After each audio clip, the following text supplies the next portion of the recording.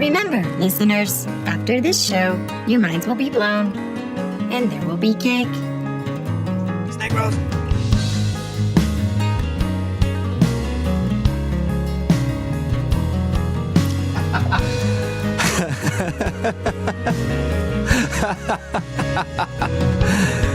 And welcome back, ladies and gentlemen, boys and girls, angels and demons and monsters and serpents and skeletons, to Brothers of the Serpent podcast, coming to you not live from the 10 by 10 by 10 tangent cube of science, nestled amongst the dusty bones of an ancient seabed high atop the Edwards Plateau. And we are your hosts, the Serpentine brothers, Russ and Kyle Allen, here sweating in the tangent cube, fighting off the worldwide skeleton invasion.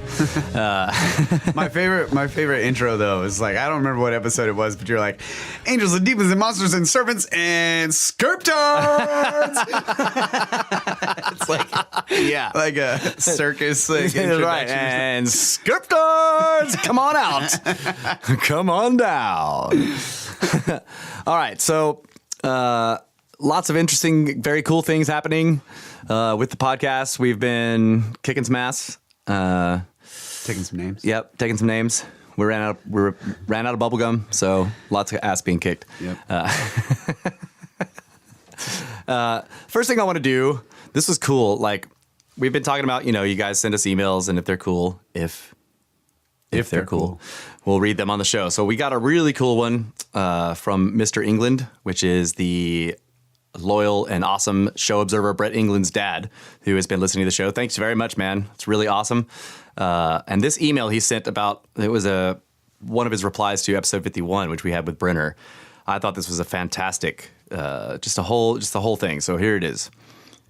If we are in fact living in a computer-generated universe, of course the brain is a sophisticated computer, allowing the players in the game to play as individuals.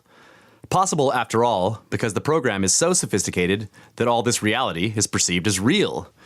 Imagine the sophistication of the rules of this game to allow choice but not without consequence. The part we don't know is where we come from or go to, nor what we are supposed to achieve while here.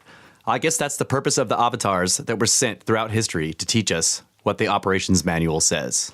That's really fucking cool. Yeah. So the avatars that he's talking about that are teaching us are like Viracocha and Jesus and Buddha and all of that. Dude, yeah, that's freaking cool. All man. the ancient ascended masters, like The ones who are woke. right? You are just a virus. I can smell you.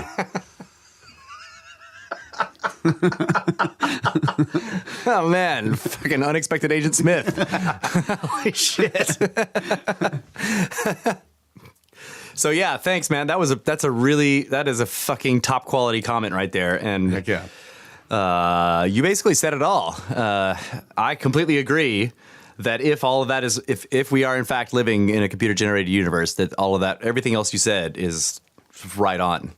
And of course, I'll usually say that like the computer generated universe is an analogy or a euphemism, right?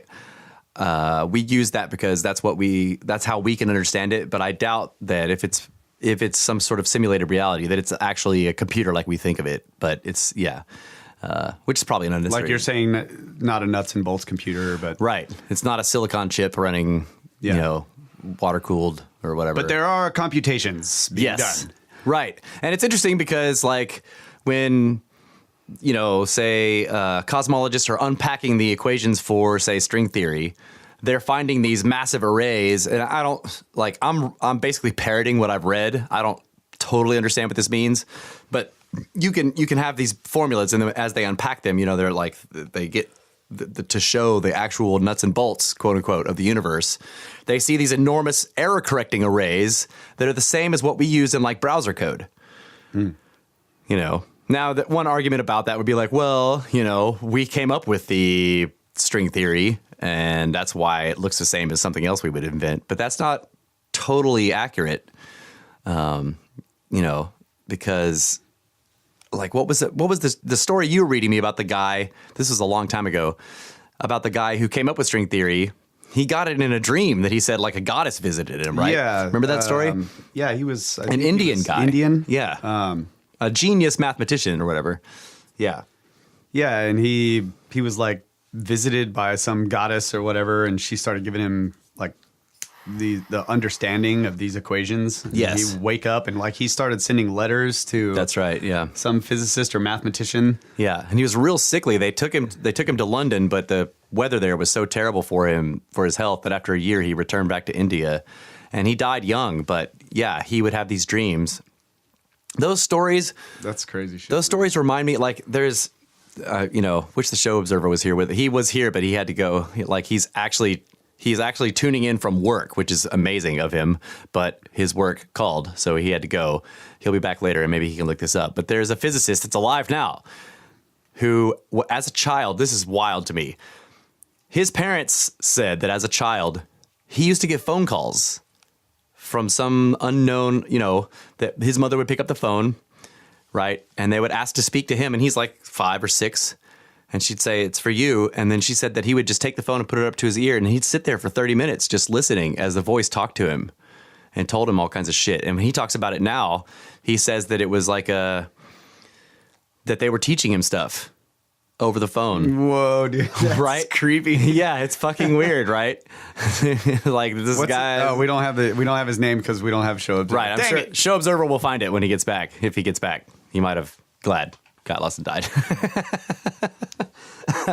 Okay, so yeah, just now that we've thrown that creepiness in, the other thing I wanted to talk about real quick was, so the last show we spent a lot of time on dolmens, and I said that I read the second article from the guy who, so I was reading from the first article that this dude wrote about dolmens, this guy who's done all the studies on them. And I explained that the second article was the one where he said he was going to go in depth on how they work and everything. And I was like, and I totally didn't understand. So much so that I couldn't even explain. And I didn't understand how you didn't understand. Right. Because I don't understand. Because I so badly didn't understand it that I can't even explain what I didn't understand. So I'm going to try, I've gotten a little bit of shit about that. People are like, what's the problem? And I'm like, I don't know, because I don't know what he was trying to say. So I'm going to read an excerpt from this article, which I'm sure is fantastic. But if anybody understands this, just let me know. Okay, right, here we go. The energy carried by an acoustic wave in gas is proportional to the pressure inside gas. Thus, when they preserved pressure in the dolmen chamber for as long as possible after explosion, they achieved intensification and extension of sound generation. By increasing the area of the surface that vibrates with the maximum amplitude, the wide bulging cap of the plug thus increases the sound discharge. The plug is well lapped, and so the transitional losses of energy on the plug slab contact are insignificant, whereas in false dolmen portals, there are no energy losses at all, for the cap or the emitter in such a dolmen is a single hole with a front slab. Another peculiarity of the emitter of the false portal dolmens is that it has got rid of the plug function and moved to the center of the front slab. Hence, the height of the emitter is not critical, while the height of the aperture is on the contrary crucial for the dolmen structure, since it has remained below instead of joining the emitter. In outline, the scheme of slab's operation is shown on a fragment of broken dolmen near the Agio River. Rows of zigzag lines, just like the similar lines on the butts of the side slabs, depict vibrations of the slabs. The two left rows, identical in length periods, represent vibrations on the side slabs, equal in frequency and intensity. The right row, with approximately the same period, represents vibrations of the upper slab. A little horizontal row represents vibrations of the front slab, while an arrow above it represents vibrations of the dolmen plug. It looks like it works in the reversed phase with the front slab, which is quite possible because plugs are massive and have sufficient intenseness to be behind vibrations of the front slab by a half period. Probably, this whole system required adjustment. The angles of turn of the upper and side slabs had to be approximate and appropriate, for vibrations of all slabs should have been identical in frequency and also in intensity for the side slabs. The frequency of the vibrations of the front slab had to coincide with the frequency of the acoustic waves falling onto the slab. The distance between the front and rear slabs should have equaled to an odd number of lengths of the semi-waves excited by the front and rear slabs in the dolmen chamber. And finally, the front and rear slabs had to be parallel. And what? Yeah, he's... And it goes on. And I mean, just like, I would read it and I would get so far and I would realize that I have no idea what he's talking about. But I know what he's talking about. But I, at the same time, think that I do think that he knows what he's talking about. The angles of turn of the upper and side slabs were adjusted according to a table-shaped petroglyph in such a way that dolmen builders depicted a Cialdini figure that was supposed to be on the front slab if proper angles of turn of the slabs were ensured. I just don't know. So that's all I'm going to read because What was the first sentence again about the pressure and the energy in the? Oh, I think, yeah. So sometimes he just emits words. That's cool. The energy carried by an acoustic wave in gas is proportional to the pressure inside gas. Yeah. Okay. I think he meant to say inside the gas. Inside right? the gas. Yes, Yeah. but yeah. I wonder what it the should have said proportion is. proportional to the pressure of the gas. What? Yeah. Yeah. So the energy carried by an acoustic wave in gas is proportional to the pressure of the gas, right? Which Yeah. makes sense. Yeah. But everything after that, if you pull a perfect vacuum, there is no energy in an acoustic wave. after that, because there can't be. Yeah, he loses me though. After that, transitional losses of energy on plugs. But it sounded like I can't picture it all, but it sounds like he's describing that He's trying to like he's describe a saying standing wave and how they're tuning exactly, it. like Yeah. the wave that echoes off of the back slab and the side slabs. Like the positions of them are to a half period. The plug is like where like, in other words, half of the vibration, Yeah. or half of the frequency. It's already Yeah. at the period in space.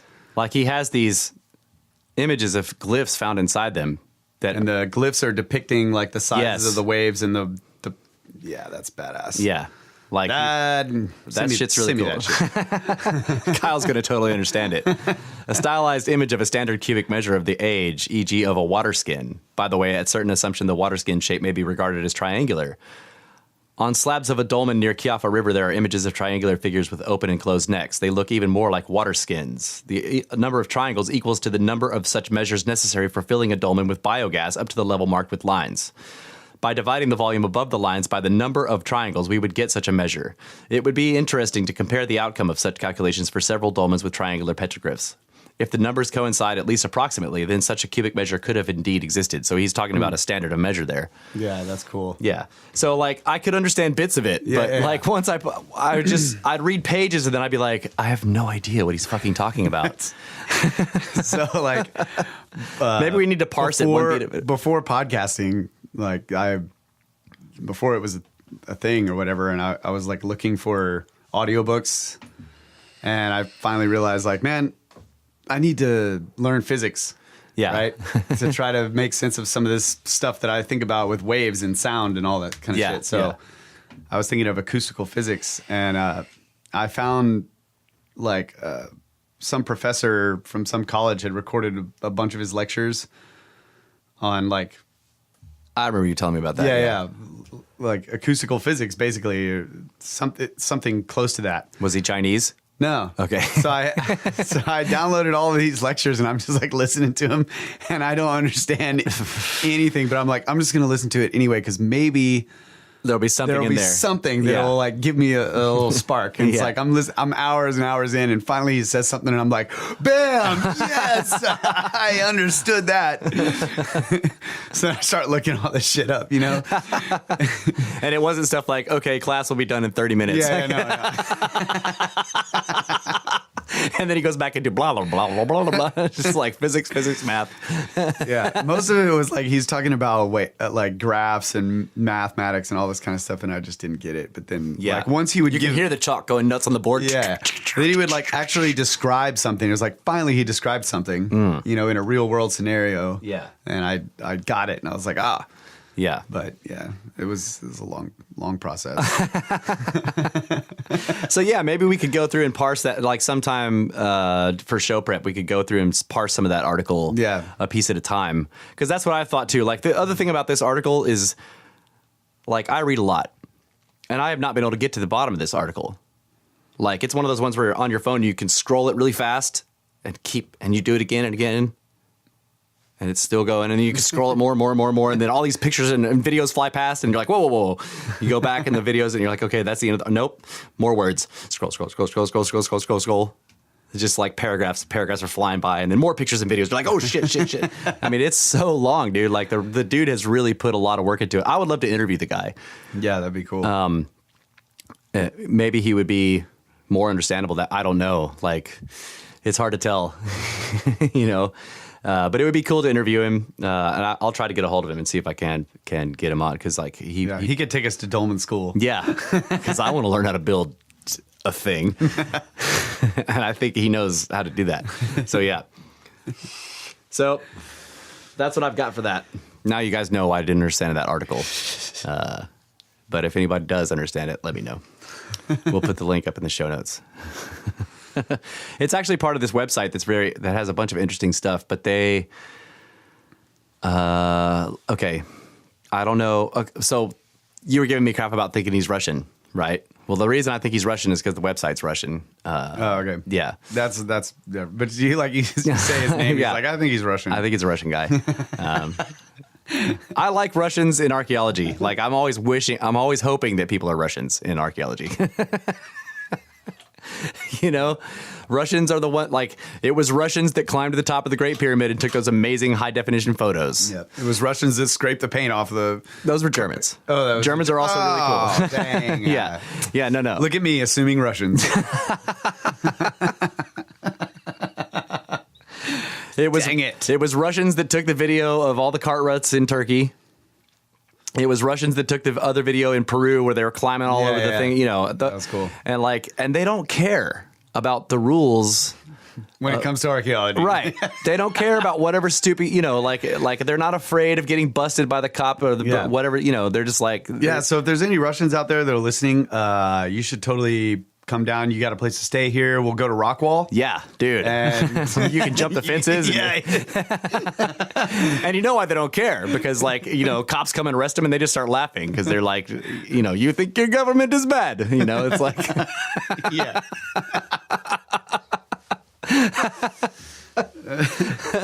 So, yeah, Russians, come on down. We got lots of cool shit to go look at for you to break into and check it out.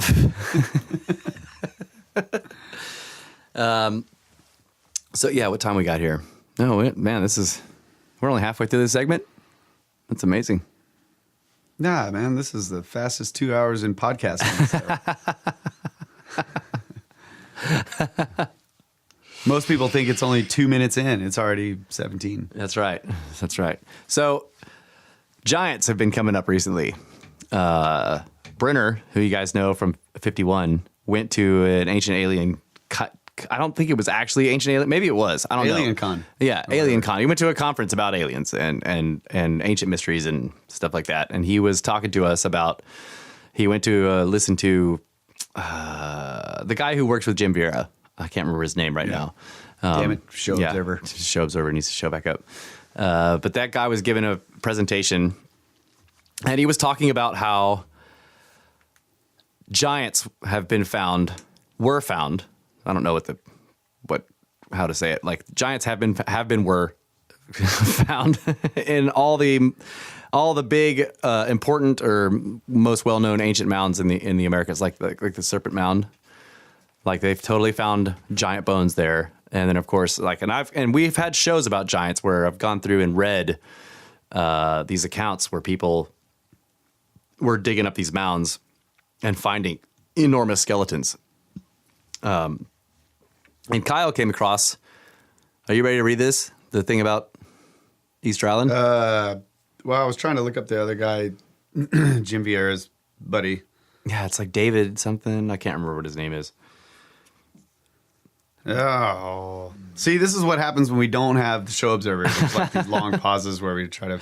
It's all right. Hugh Newman? Yeah, Hugh Newman. That was completely off. Okay. Way off. Shouldn't even have tried.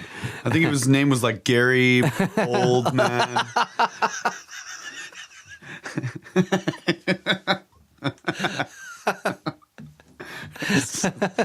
Gary Oldman. No, Hugh Newman.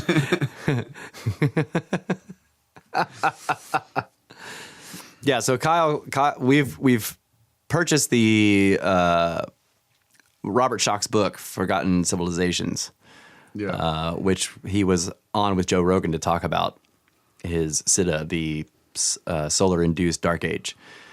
And Kyle I haven't started to read it yet, but Kyle has been going through it, and also all day at work today, like brain matter was flying everywhere because his mind was being blown.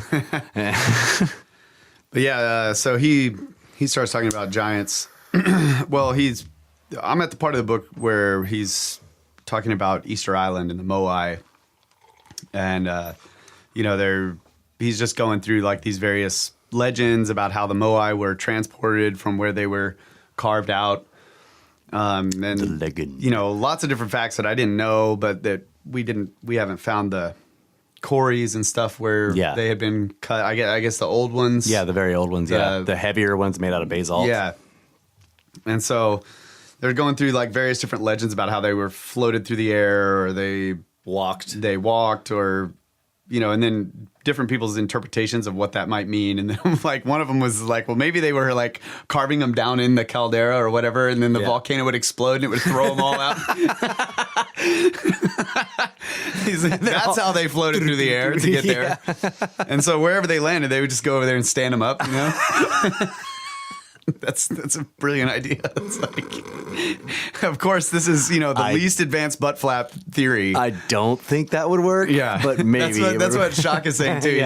He's like, I don't know about these guys like down there carving rock in a smoking volcano. Hurry!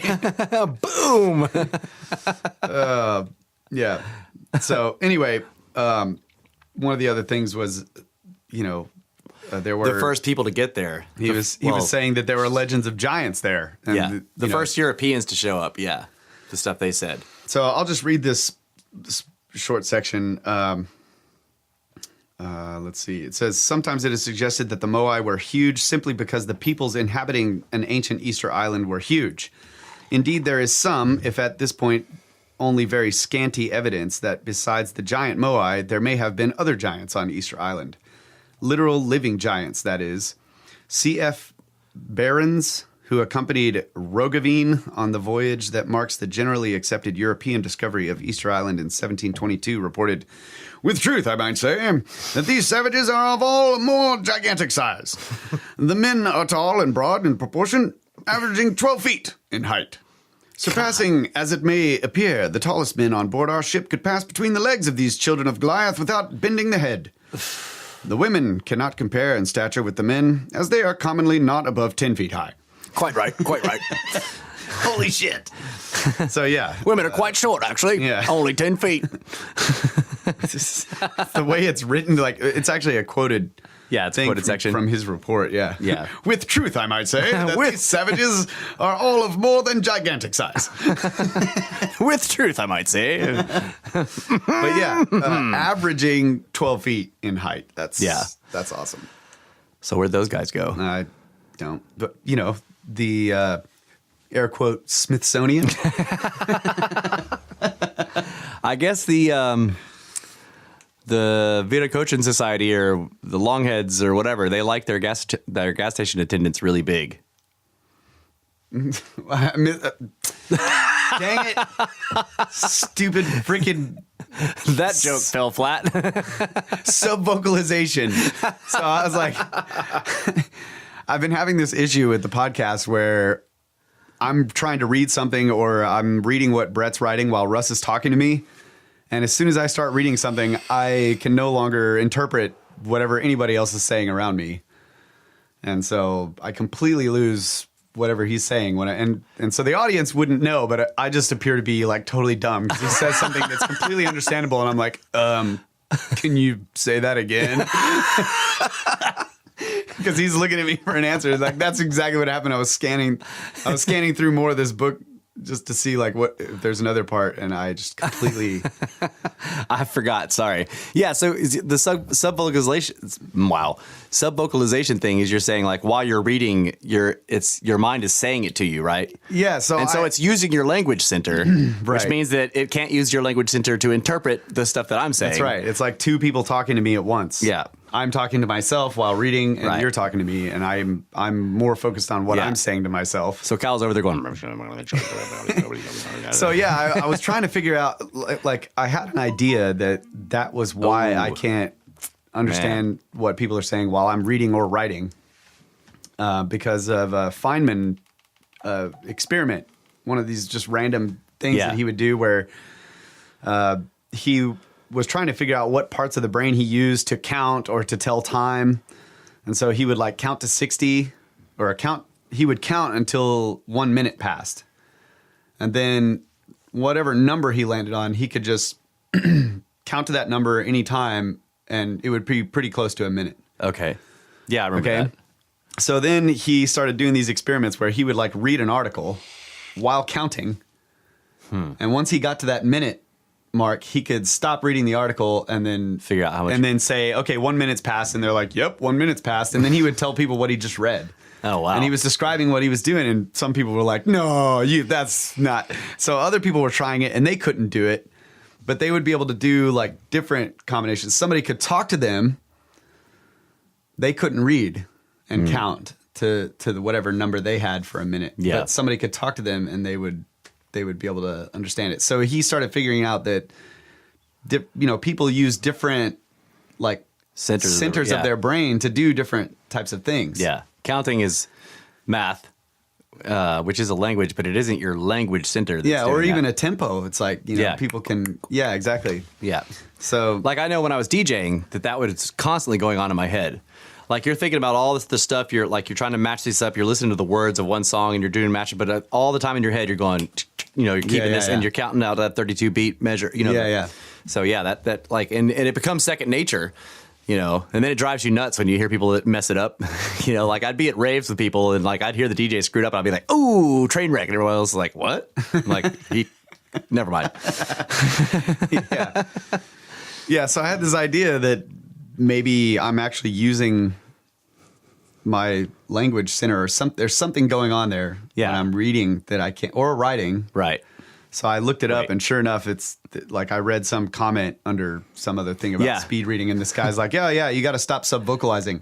As usual, the real wisdom on the internet is in the comments. That's right. And I was like, so one of the methods that he was talking about was just like hum to yourself in your mind while you're reading. Yeah. And then you can't subvocalize. So I tried doing it and I was like, it kind of does work. But I'm not good enough yet. Like you were talking to Brett before we started and I was reading something and I was really trying to listen to you while reading it. So you could do one or the other, but you have no comprehension of I have very low reading comprehension if I'm listening to what you're saying. Right. So I've got to learn to interpret those symbols directly. Yeah. And I'm not good at it yet, folks. So whenever I appear to be dumb, it's not really that I'm dumb. It's that I'm subvocalizing because I'm doing research. Guys. Well, I've discovered... Seriously. I'm not dumb. Well, since you've brought all that stuff up, I was like, well, what can I not do two things at the same? And I found out that I can't mod video games while I'm listening to a podcast. I completely fuck it up. If I have some podcast playing and I'm like paying attention to the podcast and I've got all my mods up there and I'm trying to change shit, I just totally screw it up. Or I get lost. I'm like, I don't even know what I'm doing. Or I completely forget about the podcast and I'm going through and everything. And then something happens in the podcast. I'm like, wait, what? What did they say? Yeah. That's what happens to me. Like I'm listening to something and I can do any type of, like I can operate machinery. I can do, I can play music. I can do all kinds of stuff and listen. Yeah. But I can't, as soon as I have to read something, I'll start reading that and I completely lose whatever is going on and whatever I'm listening to. Now, so if I'm listening to a podcast, though, I can read stuff on the screen, but I can't start manipulating, modding is not the same as reading. Like I'm trying to figure out where do I need to put these things and like what order these need to be in. And like I'm thinking through so that I don't fuck up the game. I cannot do that while listening to something. That's weird because like, I don't know. I can build shit. Yeah. While listening to stuff. Yeah, that's true. I don't know. It must be some. I know I'm not subvocalizing it, but I am having to go through like all these like I have to build flowcharts in my head for where stuff needs to go. And I'm thinking about what files are in here and do I want these files to overwrite? Right. Maybe you're using your image center. Maybe that's what it is. Yeah. And when you're listening to a podcast, like you're using your image center as well. Yeah. So when you're having to like imagine what's going on the screen or where these things need to go, like a puzzle. Yeah. I can't. Maybe it's something like that. Yeah, that's true. And I've also noticed that if I then back the podcast up, as I'm listening to it, I'm like, I already know this. Yeah, you'll remember it. Yeah. That's so weird, man. Yeah. But until I go back and listen to it, I have no idea what they fucking said. But then I'm listening to it, I'm like, I already heard this. It's annoying. So mean, man. It's like you miss it, but you don't. You can't ever listen to it the first time again. I wonder if that connects to deja vu somehow because That's it's very exactly what that sounded like when you were describing It's very much like deja vu. Like you don't know what's going to happen, but as it's happening, you're like, yeah. I've seen this before. Yeah. Right. That's wow. I'm gonna think about that. So your brain tried to do two things at once, and then you were like, "This has already happened." Why are you guys doing this again? Yeah. But deja vu is weird because it's like something that couldn't have happened before. Yeah. You know, you're like, I know that this particular scenario has not ever occurred before, and yet here I am knowing that I've seen this before. That's what's weird to me about deja vu. Well, what's really cool about this particular situation is when we go on this break, which we're about to do right now, I'm going to go back and find out whatever that joke was that you said that I didn't know about. Because we recorded it. Yeah. And you're going to hear it and be like, oh, yeah. I heard you say that. That wasn't funny. Oh, man.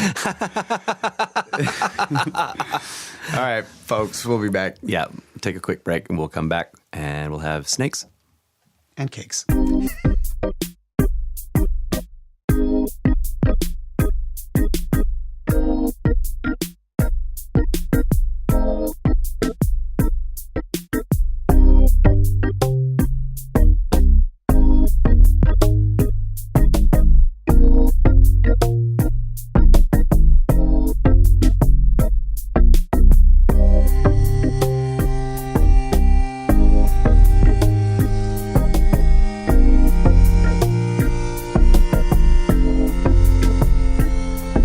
With forked tongues, we utter syllabic awesomeness,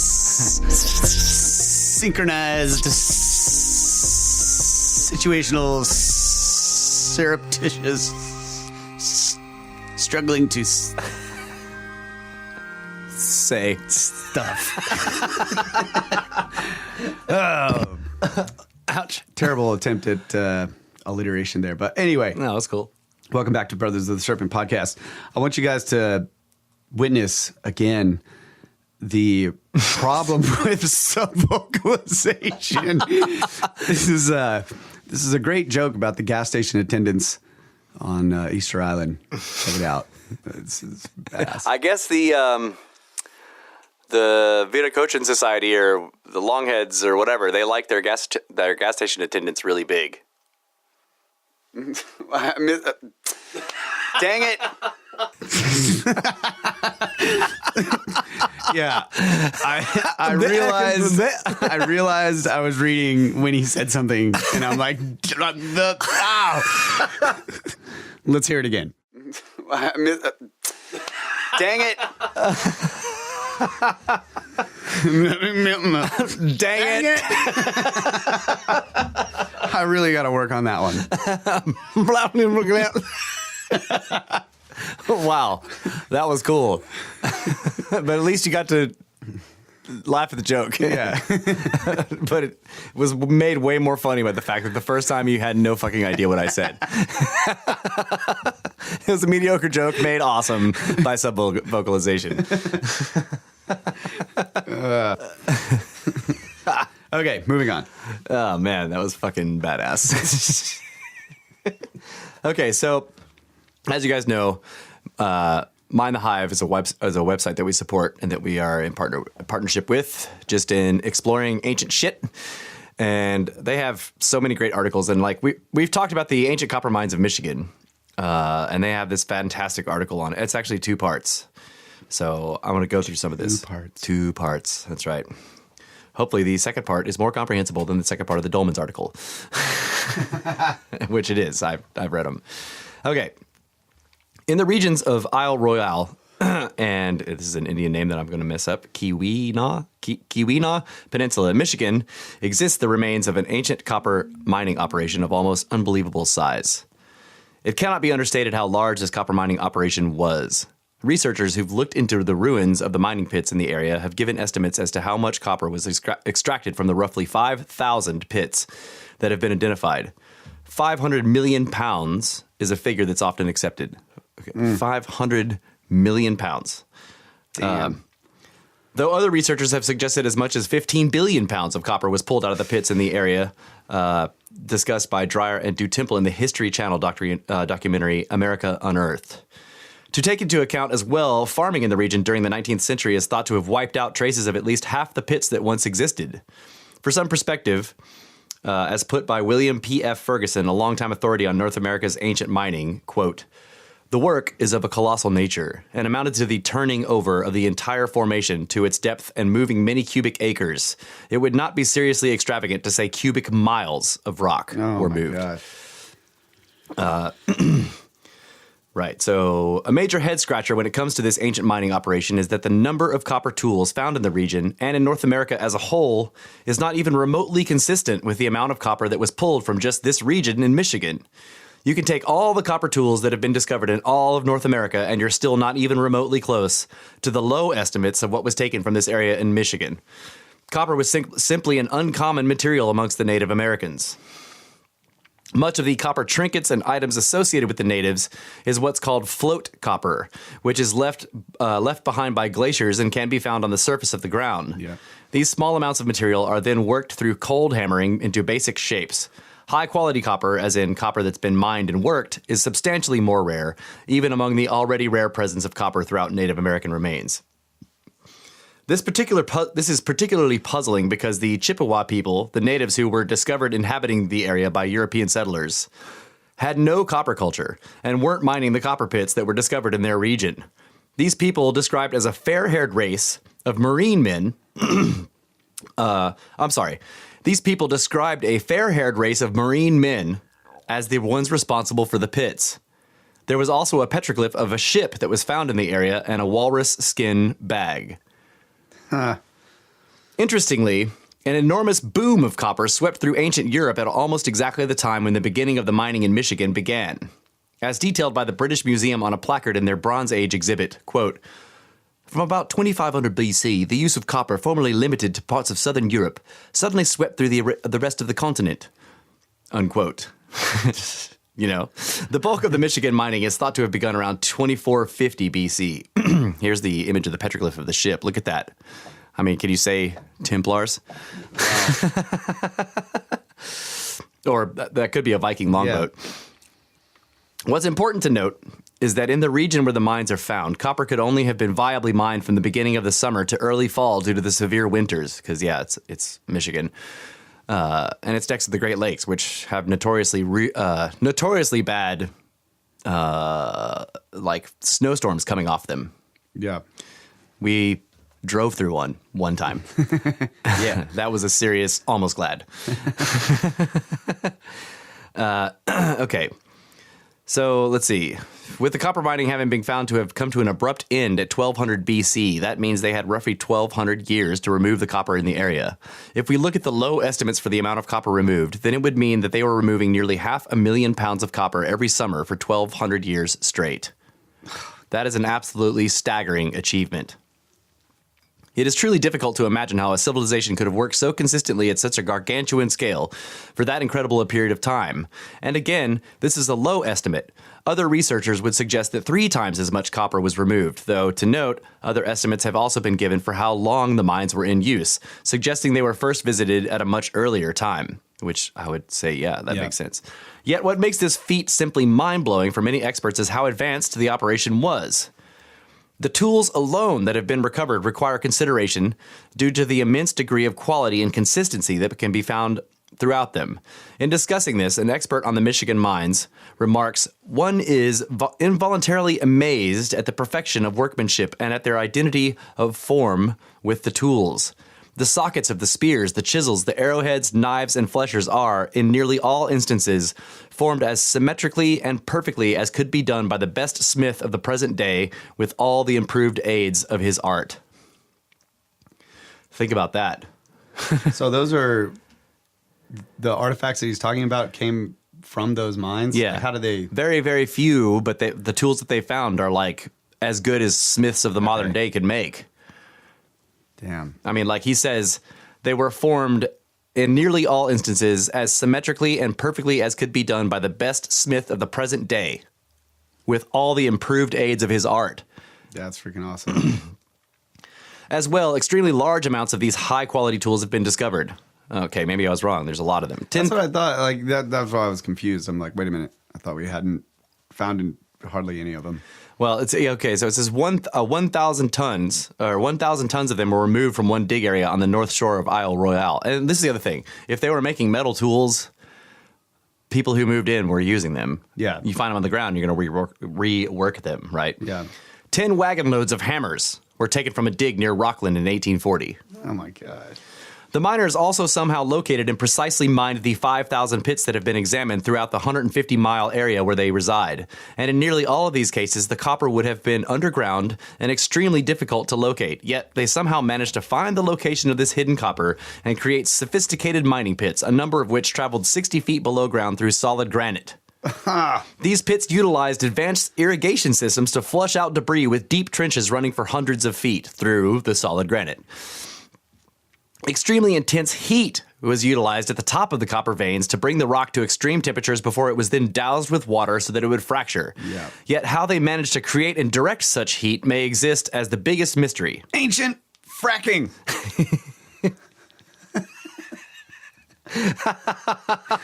We should start a TV series. Yeah. Ancient miners. Ancient frackers. Lighting. And I've got Schoch on the mind. Lighting and stoking fires would prove ineffective as only a very small amount of heat from fire travels down beneath it. What is known is that the workers were also using a specialized superheated vinegar mixture in the process, which is thought to have been part of their technique to fracture the veins. Still, no one can determine how exactly they managed to do what they did. The copper that comes from these Michigan mines is of particular interest due to its unbelievable purity. It has been tested to be 99.92% pure, which is why it's known to be the purest in all of the world. Also, taking into consideration the way it was formed to make it this pure via natural earth mechanisms, it has a very unique signature. These things are particularly important to note when trying to flesh out where all the copper went. Such unique features would be hard to safely distinguish after the copper was crafted into a tool, though they would remain clear in the ingots that the workers at the mines would have created outside of the Michigan pits. The largest discovery ever of copper ingots comes from the Ulburan wreckage, a ship that sank in the late 14th century BC just south of Ulburan in Turkey. Turkey. Again. Turkey. 10 tons of the copper ingots were found on the ship, which is more than every other copper ingot in every museum and collection, public or private, combined. As discovered by the... This is why I love Mine the Hive. This is the kind of shit that I would fucking say on this podcast. That's more than anything that anybody has ever found anywhere ever, all put together combined. As discovered by the Hauptmann study, the ingot's composition doesn't match the composition of what's expected in ingots crafted in Europe, Africa, or Asia. They were instead found to contain angular-shaped inclusions of iron silicate, as well as isocrite. Along with having a unique porous structure, they were also found to be 99.5% pure, all things which point to the ingots having been created on-site with naturally formed slag, perfectly consistent with what would be expected of the Michigan ingots. And here is a picture of copper ingots from the wreckage. They made these big bat-shaped things. Isn't that cool? Yeah, they look like keystone. Yeah, they do look like Deuces. keystones. Overall, when looking at the scale, the duration, the consistency, and the extent of the copper mining operation that took place, it only seems reasonable to have been achieved by one or more of the great civilizations that operated out of the Near East or Europe, likely a string of similar or chain civilizations that took over after each other, in doing so inheriting the knowledge of the former's mining resources, routes, and techniques. Here's a Minoan fresco depicting a settlement and their ships, right? So this is one of the ideas is that the Minoans were doing it for a while, because they would take their ships and they would like go off to unknown lands and just make a settlement, right? Just like the Vikings would do later. Yeah. But Vikings weren't big on mining. They just like, give me your gold. Yeah. In regards to who exactly, the Minoans appear to be one of the most likely candidates. They were known to have been incredible seafarers who controlled the copper trade in the Mediterranean thousands of years ago, and they were also known to have been flourishing between 2600 to 1100 BC. The Michigan mines were thought to have been at their height from 2450 to 1200 BC. As well, a number of the remnants tie them to the Americas, a cave on the Ohio River known as the Cavern of Glyphs. Oh my God. Contains images of clothed figures that researcher Harold T. Wilkins, in describing them, says, They, quote, singularly recall the dress of the Minoans as seen on the frescoes at Knossos in Crete, unquote. Or Knossos, I guess. I'm not sure how to say that. Knossos or Knossos in Crete. The unique mosaic tile technique used by the Olmecs at La Venta can also be found at Knossos in Crete. The Olmecs. The giant basalt head guys. Man. Man. Additionally, a pot matching exactly the style found at Knossos was unearthed in Louisiana. Whether these finds act as true evidence of Minoan presence along the Americas remains up for debate. Just because sculptards are really stubborn. Yeah. Although, along with the Minoans' connections to seafaring and their copper trade and the corresponding dates of their rise in the mines, they would appear to make the Minoans a stronger candidate for being a civilization involved in the Michigan copper trade. Another piece of evidence is the Newberry Tablet, a stone tablet accidentally unearthed by two lumberjacks in Michigan at the end of the 19th century. They decided not to discard it, alerting the man whose property they were working on, and eventually it began to draw more and more attention to the point where an expert came in. But the expert immediately disregarded it under his rule that there was no transatlantic contact before Columbus. So the farmer whose land it was found on tossed it into a ditch in his field, where it's been almost ruined by decades of rain. However, decades later, it was recognized by reviewing pictures of the tablet that the writing on it was Linear A, an extremely exotic script found only on the Isle of Crete and associated with, you guessed it, the Minoans. How two lumberjacks or anyone in the 19th century could have gone about forging a script that wasn't properly known until about the next century and still remains undeciphered today is a very critical question when it comes to the authenticity of the Newberry Tablet. Hold up. Some ain't right. Wait a minute. This is look at that. That's beautiful. Man. There's some plasma forms in there. Yeah. Yep. It's basically saying, we're getting killed by the gods. Okay, so there's well, you can finish that article. Okay, yeah. 'Cause, we'll pause between the parts and talk about it. One extra boon is that an ancient harbor was discovered in 1922 by William Ferguson on Isle Royale near the north coast, Isle Royale being a major area in the ancient mining operation. What he discovered was the remains of a pier that had measured 1,600 feet in length, indicating that it was used by multiple large ships. However, it could have just been 60 feet because the most important detail is that the Native Americans only ever used small canoes, and they never built piers. What? He was basically, I think the guy was saying it could have been really short because the only supposed people that ever supposedly only ever lived there were people who used canoes. Yeah. They didn't need a 1,600-foot pier. Yeah. I think that's what he's trying to say in a roundabout way. That like a 1,600-foot pier is an anomaly because it could have been 60 feet and been fine for the people. Yeah, that's okay, right? I got it. The general point is that it seems to be well beyond belief to assume that the small and scattered tribes who existed in the area must have been responsible for the mines based on the refusal to accept that the Americas were not being visited by civilizations before Columbus, despite there being ample evidence suggesting otherwise. The civilizations that existed in the ancient Near East and Europe are the only candidates who have the power, technology, resources, and purpose for undertaking such an extensive operation. And there's a picture of the remains of one of the pits. There's no like relative size guy, but those are trees. So that's an enormous hole. Huge. Yeah.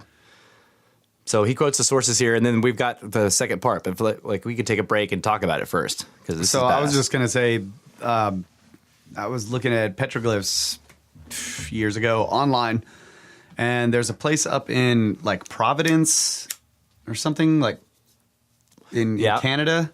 Yeah. I think it's called Providence. Okay. Or something, and there's like weird legends about it. It's like this place where the natives believed like the land of the dead or whatever. Oh, is it those demon heads? No. No, okay. There's actually a river underground.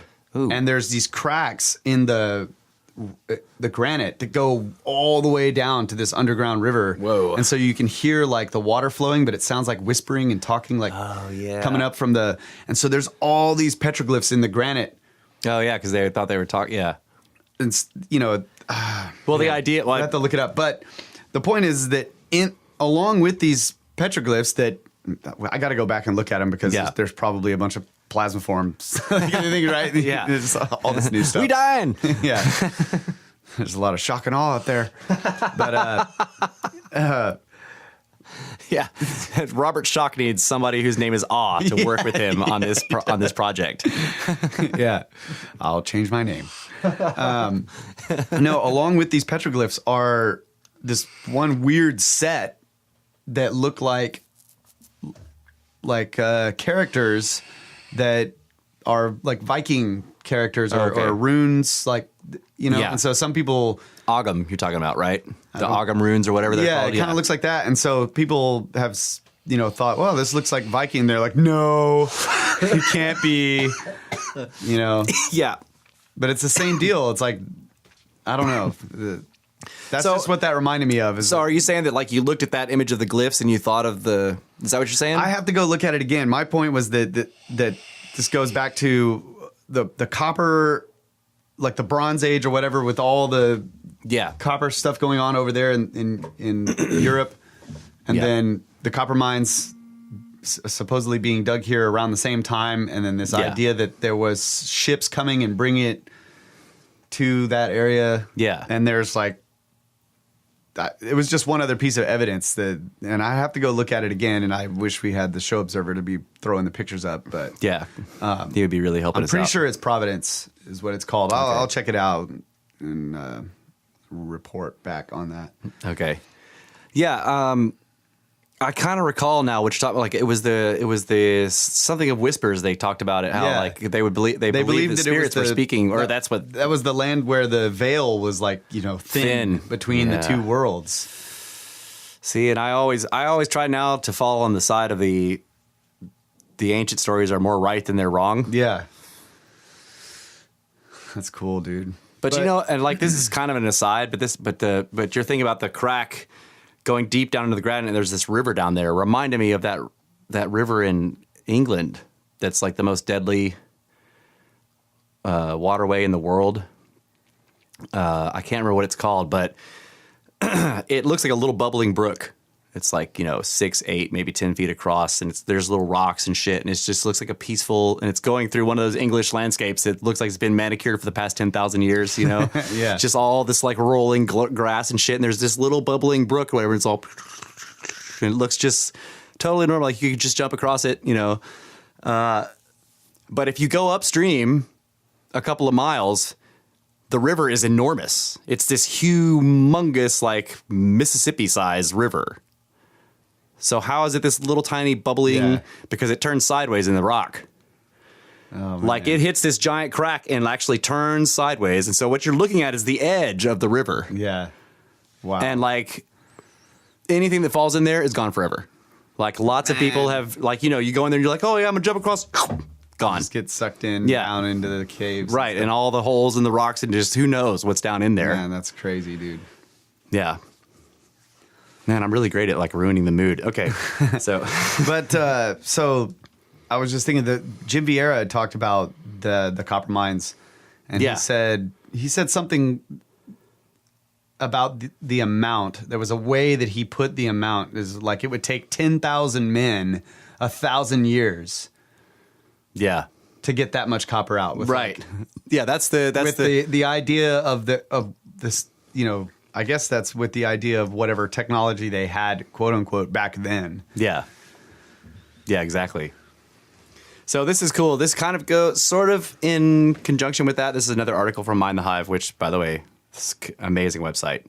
You guys should check it out. Oh, yeah. Working like 24 hours a day or whatever. It was something that. Yeah, 24 hours a day, 10,000 dudes would take 1,000 years to mine all this shit out of there. Right. Especially if, like, I mean, the estimates that they were talking about, like 500 million to a billion, you know, cubic feet or whatever. It was like, okay. And then the other guy, the dude they quoted was like, you know, cubic miles would not be out of, you know, like we're talking about cubic miles of material. Where did it all go? And the other problem is, this is the thing that I always connect to with this is that, by the way, what's the time we got? What time we got? We're on 6 minutes. 6 minutes. Yeah. All right. The other thing is bronze requires tin and copper. Yeah. There is a source of tin in the Americas, but it's down by Lake Titicaca. And Tiwanaku and Pumapunku have green rocks all over the fucking place. These green stained stones, right? So what if they were mining all this copper and then bringing it, and that explains why the blocks there look like machinery, because it was actually some kind of gigantic smelting operation and washing. Because like, remember the description of the Pumapunku quote unquote pyramid? They said had a lake on top of it, that they actually got water all the way top of it and then it washed down the sides. So they were washing the ores and then doing the smelting to mix it into this high quality bronze, right? Now, not all of it, obviously, because they found the ingots of copper, of Michigan copper near Turkey, but still a lot. I mean, you have the Bronze Age. Yeah, but a mine could have multiple, clients. Right. Basically. Yeah. Exactly. There was an ancient Dan. Yeah. I can get you this copper. Yeah. It's really good the copper. Best copper. It's the best copper in the world. I can have it there by harvest time next year. Yeah, exactly. Yeah, that's our boss. Well, big man Dan. So this is another article I was going to go through. It's pretty cool. I think it's a shorter one, but it's basically 6 discoveries that show the pre-Columbian Americas traded across the oceans, right? So it's kind of goes in conjunction with what we were just reading, because they were talking about all these artifacts. So, and some of these might be the same. So elephants in the Americas. This is the first one. So they start out with saying, ancient civilizations look ever more advanced with each passing year, as new discoveries continue to showcase just how sophisticated they truly were. Yet the idea that our ancestors were able to make extended sea journeys still seems far-fetched for some people. Despite the fact that thousands of years ago, the Phoenicians could live for months on their boats and navigate flawlessly with the stars. Indeed, any of the great ancient cultures had access to hundreds of large, sophisticated ships and plenty of manpower along with gifted navigators. So why not explore the unknown areas on the map? And as David Hatcher Childress says, the oceans were not a barrier, they were a highway, right, to the ancient cultures. Okay, so elephants in the Americas. Despite being non-native to the Americas, well, since the last ice age, we had 4 species of pachyderms here before the mammoths, I can't remember the names of them, the mammoths, the mastodons. Yeah. There were 4 species of pachyderms here before the end of the last ice age wiped them out. Okay, so despite being non-native to the Americas, the elephants were still depicted by the ancient inhabitants of North and South America using a variety of mediums. Examples include the Montezuma Valley jar, which was unearthed in 1885 at a Native American site, and the elephant slabs discovered in 1910 among Native American ruins in Flora Vista in New Mexico. Look at that jar. I mean, that's definitely... Yeah, that's... Definitely an elephant there. The vowel script of the ancient Mali Empire can be found on elephant slabs. Whoa. I didn't know that. Records from the Mali Empire also happen to detail multiple expeditions across the Western Ocean at different periods in their history. When exploring New Mexico in 1528, the Spanish explorer Cabeza de Vaca detailed distinct groups of black-skinned natives and red-skinned natives. One of these groups was named the Mendica. Curiously enough, the Mendicans founded the Mali Empire. Look at that. Yeah, some of their depictions. Elephants. Mm-hmm. Is that guy's name Head of the Cow? What? Which guy's name? Cabeza de Vaca? Or whatever. I don't know. Cabeza de Vaca? Head of the cow. I think that's cow. I don't know. It's cabeza, like with a Z. Oh.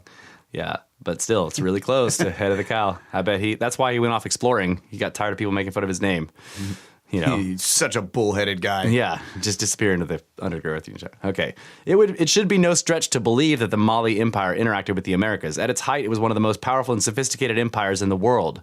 Records from the 1300s regarding mariners trading far to the west detail one expedition as having 200 ships, and a later expedition led personally by the emperor at the time, Mansa Abubakari, having over 1,000. As well, the Mali Empire of this period is known to have been been powerful enough to produce such giant forces. But, even more importantly, the South Equatorial Current would have carried the Mali Empire's ships straight to the Americas. It would seem that the Mali Empire and or another of the great African empires brought elephants with them during their expeditions to the Americas in the ancient past.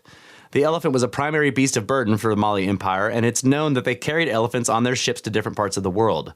So it seems logical that some would have joined their trips across the Atlantic. Though, even if the elephants themselves didn't make the journey, the Mali seafarers would certainly remember those iconic creatures. Now, there's Olmec pottery. elephant. Mayan sculpture, elephant in there. He's turned sideways, though. See him? He's like sideways. Yep. And from Guatemala, they have late classic 600 to 900 AD, which is 2 elephant statues right there.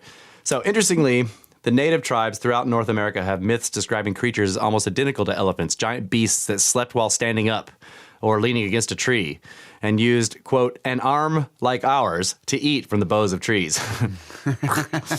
Other examples of elephants can be found in Mayan writing and sculptures, Olmec pottery, and metal plates from as far south as Ecuador. The metal plates are probably from Father Crespi's collection. Drugs of the Americas in Egyptian mummies. While examining the mummified remains of Lady Hint Tawi, a member of the Egyptian ruling class, Dr. Svelta Balbanova, I probably totally pronounced that wrong, came across traces of both coca and tobacco. This quickly became a very perplexing find, as neither product was grown outside of the Americas until after Columbus arrived. The discovery ignited a firestorm in the academic community, and it was assumed that there must be, or must have been, a contamination of the mummy itself. I don't understand that story. Yeah. The doctor was doing blow off the mummy or whatever.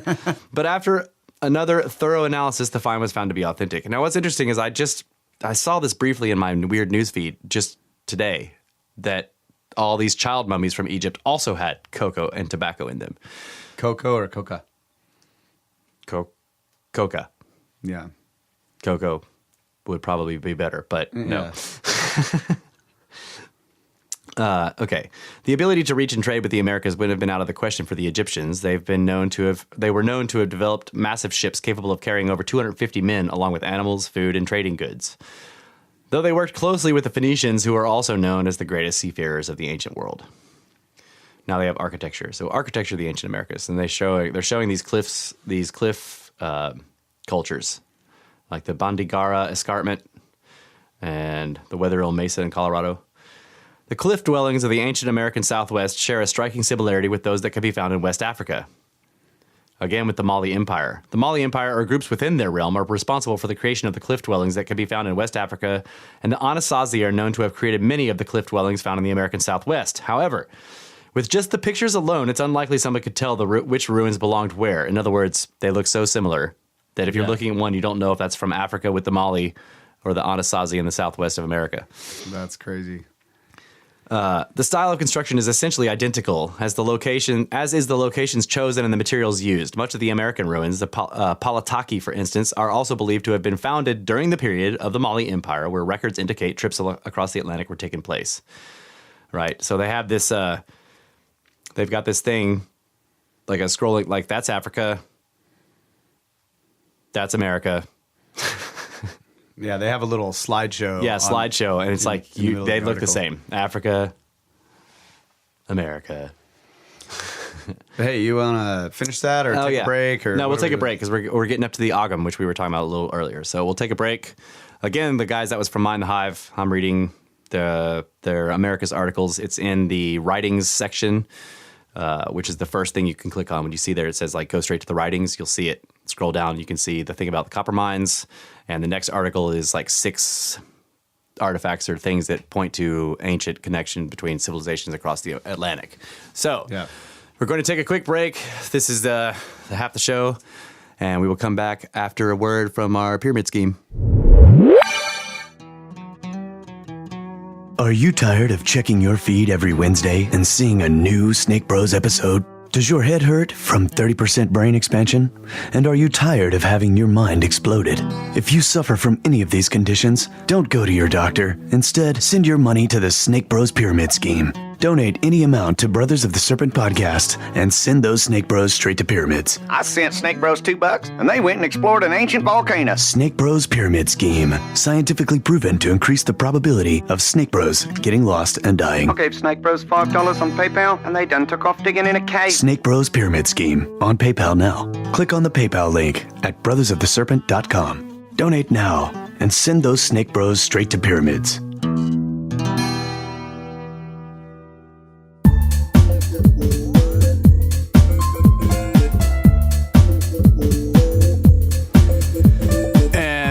Strap our dolmens, tie behind our backs, because via its juts, the dodecahedron is pressed into a clay workpiece until its lower face touches the workpiece surface. Thus, the dodecahedron is solidly fixed in the workpiece, and then a tube knife is inserted into an aperture in the upper face, and a knife headed. I don't even know what he's talking about. But that's why. Because We're back! Brothers of the Serpent podcast. Snakebros! Trying to understand dolmens still. We actually have a new sponsor, Dolmen School. Are you worried about the future of your child? Tired of those same old sciences, engineering, mathematics? Those are no good anymore. What about the end of the world? Send your child to Dolmen School now, so he will learn how to build a thing. Thank you, Dolmen School. Yeah, I got to make that one. What a great sponsor. We have fantastic sponsors. The Snakebros Pyramid Scheme, Dolmen School for building a thing. Like, yeah. I sent my kid to Dolmen School, and he learned how to build one of them things.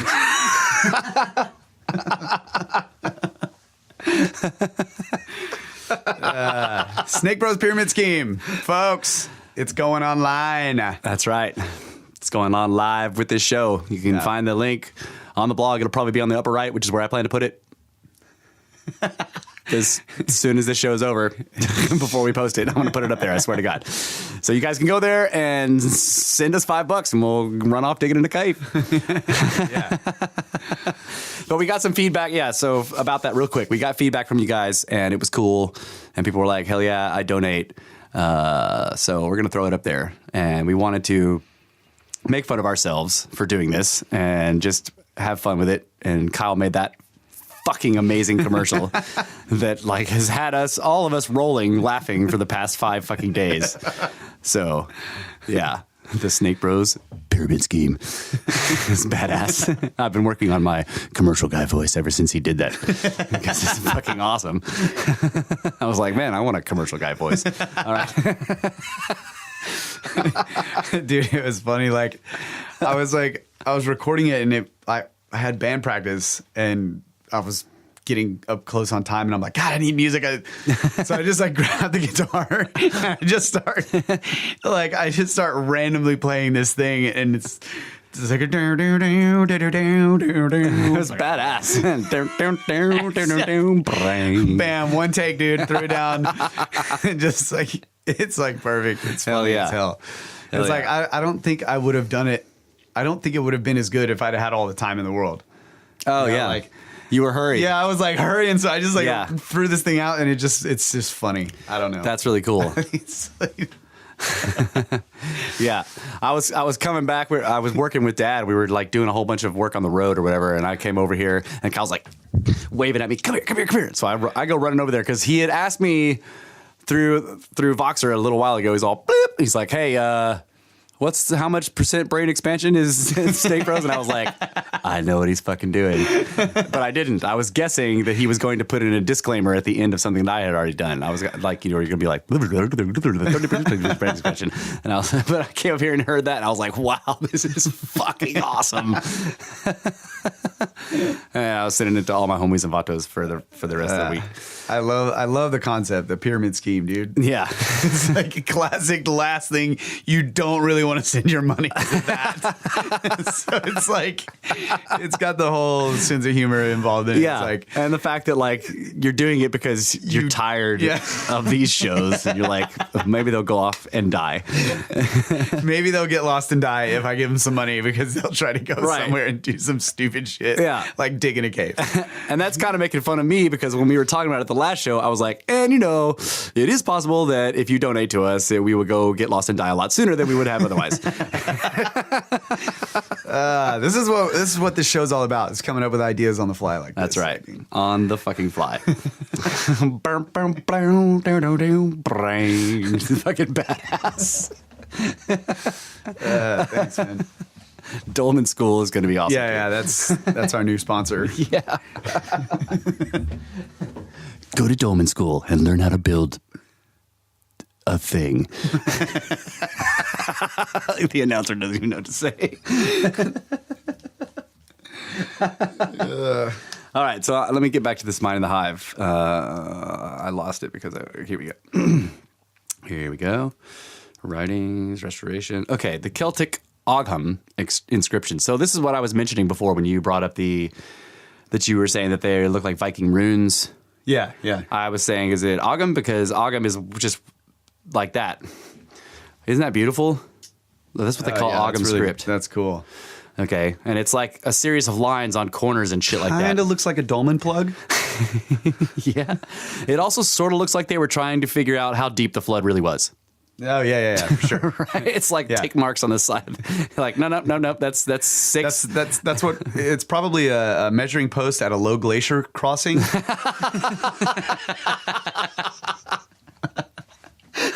Warning, glacier can exceed this marking. Watch for ice on road. Yeah. Watch for glacier on road. All right.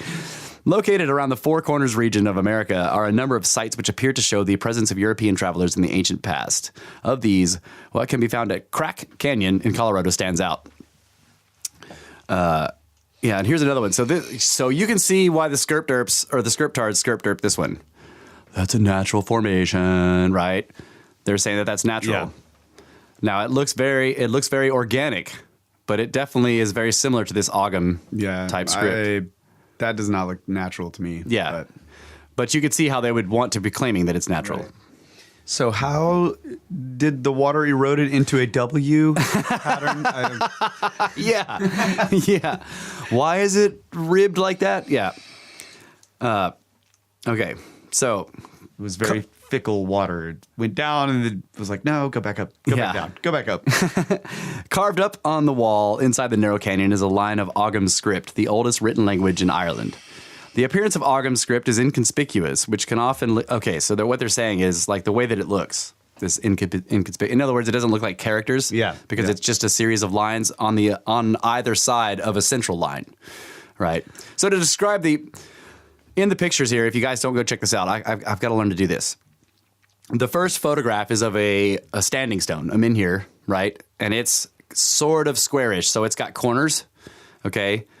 So in Ogham script, what they do is they have a central line, and then they'll run lines off of that, right? So if you have a central line going straight up and down, then the Ogham lines will be going horizontally off of that either side. So there'll be 4 on the right, and then there'll be 2 real short ones on the left, and then there'll be 4 or 5 really long ones on the right, and then 2 short ones, and then all the way up So in the canyon, the central line is horizontal, and the Ogham lines are coming off of it perpendicular to that, which means straight up and down. And it's the same deal. You've got short lines and long lines on either side going back and forth. And this is how the Celts would write. And it's a very interesting... It's sort of like the quipu that I think it's like the quipu that the Maya used, which was a series of beads and ropes. Okay, so the appearance of Ogham script is inconspicuous, which can often lead to it being overlooked as simple scratches. However, researcher Bill McGlone was fortunate enough to recognize its inscription while searching the local area. After the discovery, the site was sealed off with a tall iron gate by the Park Service to prevent damage. Yep. And now they have they show here this is what it translates to. The sun strikes here on the day of Bel, and it does. Bam! Look at that. Isn't that beautiful? Dude, that's awesome. Yeah. So the inscription translates to, "We are the people of the sun, and on the day of the Bel, the sun will strike here." As it happens, the day of the Bel is the day of the summer equinox, and when the site is observed on the summer equinox, the inscription is perfectly illuminated. Not on the days before, and not on the days after. Take that. Awesome. I love that. It's an inscription reminiscent in content and style of a waypost that would have been utilized by the ancient Druids. If someone were to find such a marking, they'd know who left it and have a means to determine the time of the year. Interesting to note, the Druids are well known for their obsession with monitoring time and the movements of celestial bodies. In the stories of them that remain, they're said to have been prolific world travelers. It's worth mentioning that Bill McGlone wasn't the first to recognize these markings. In 1975, historian Historian Dr. Donald G. Rickey, chief historian for the Bureau of Land Management at the time, was investigating the site of a 19th century battle when he happened across a series of markings in a stone wall. He initially termed them spear sharpening marks. However, as luck would have it, he traveled to Scotland a few weeks later, where he happened to be taken to a museum showcasing examples of Ogham script. He instantly was reminded of the markings he'd seen in Colorado.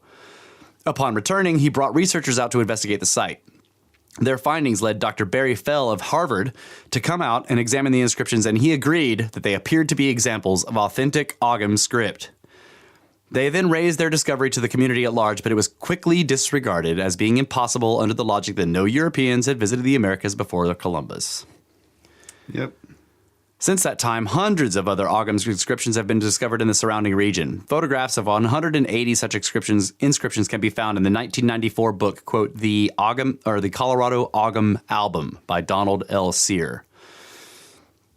Now, here's one of my favorites. The Fuente Magna Bowl. Remember that one? It's the one with the Proto-Sumerian in it? Yeah. Found in South America. Okay. Found in 1958 near Lake Titicaca in Bolivia. Wait. Yeah.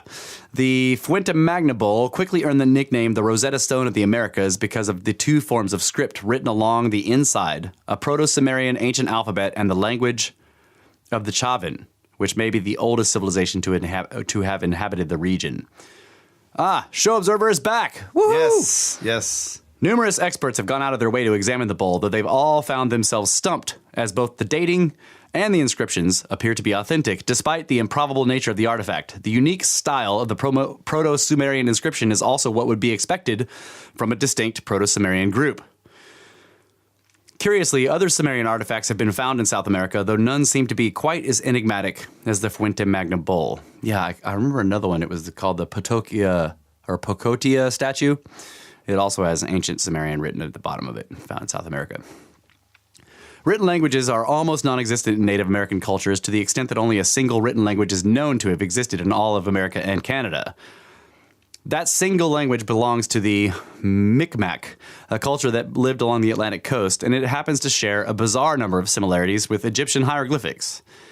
In the early 18th century, a French missionary by the name of Pierre Maillard meticulously documented the hieroglyphs of the Micmac culture during his time in the area. However, it wasn't until the 1970s that Professor Barry Fell meticulously pored over the missionary's work and published a comprehensive side-by-side of the Micmac writing with ancient Egyptian hieroglyphs. He'd found an astonishing number of similarities between the two forms, which led him to suggest that the Egyptians must have reached the Atlantic coast at some point in the past, as that seemed more reasonable than simply dismissing it all as a staggering coincidence.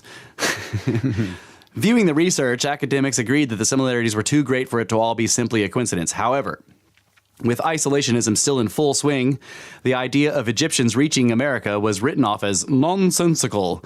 Instead, an alternative explanation was devised. The French missionary made it all up.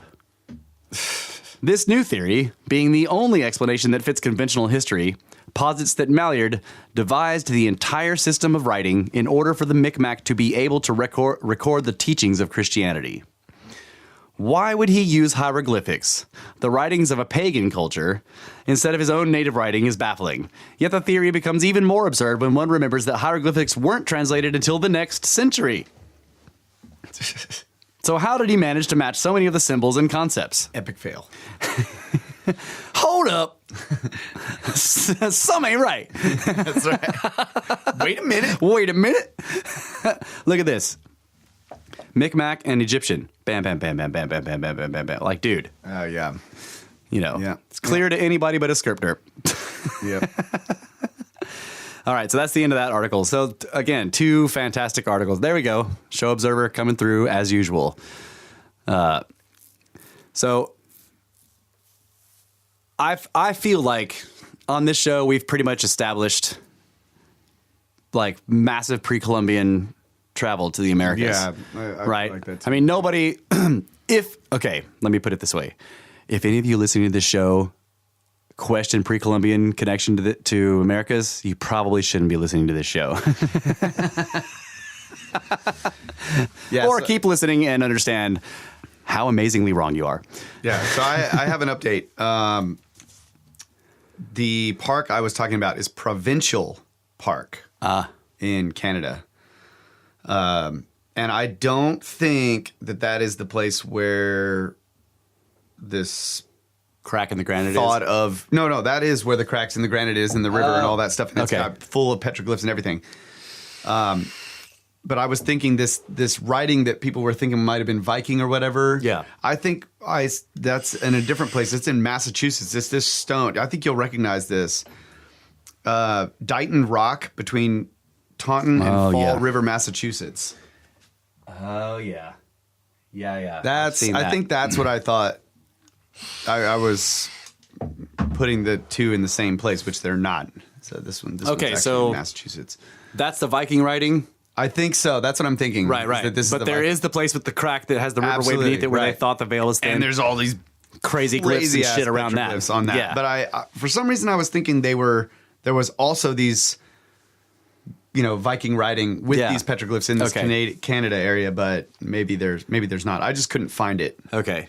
But yeah, I know that the glyphs, like, I can't remember what it's called right now. And Brett, don't worry about this because I can't even remember what it's. There's no way you're going to be able to find it. But it's like there's a big rock in the Americas somewhere that has a bunch of glyphs on it that are unlike anything ever seen anywhere. Like they don't look like they're definitely a script.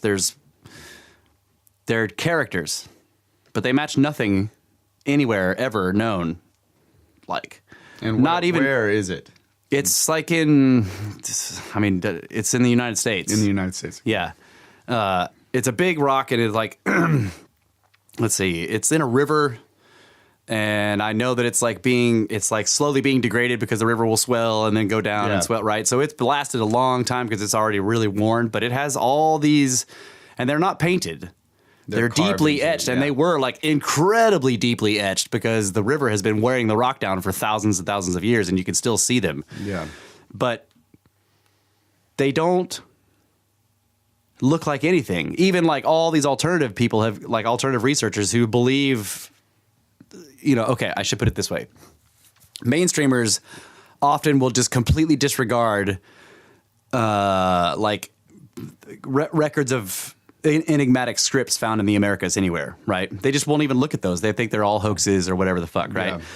So, alternative people who don't think that those are all hoaxes have compared even all these other scripts that are enigmatic to this one, and they don't match. It is completely unique. Yeah. And the crazy, Brett, if you're trying to look for it, it starts with a J. That's all I could give you, bro. And I could not say it if my life depended on it. Jolting of something or other. The legend about it is that a crazy giant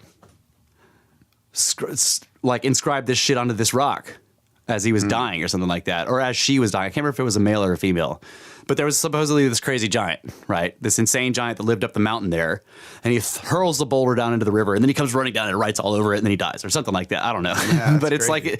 And it's just weird because the script, you look at the script and you're like, something is being said, right? And you can there's almost this frantic quality about it. Like the person who is doing, even though it's weird because it's deeply incised into this rock, right? You can't really frantically deeply carve stuff into rock unless you have the shamir. Right.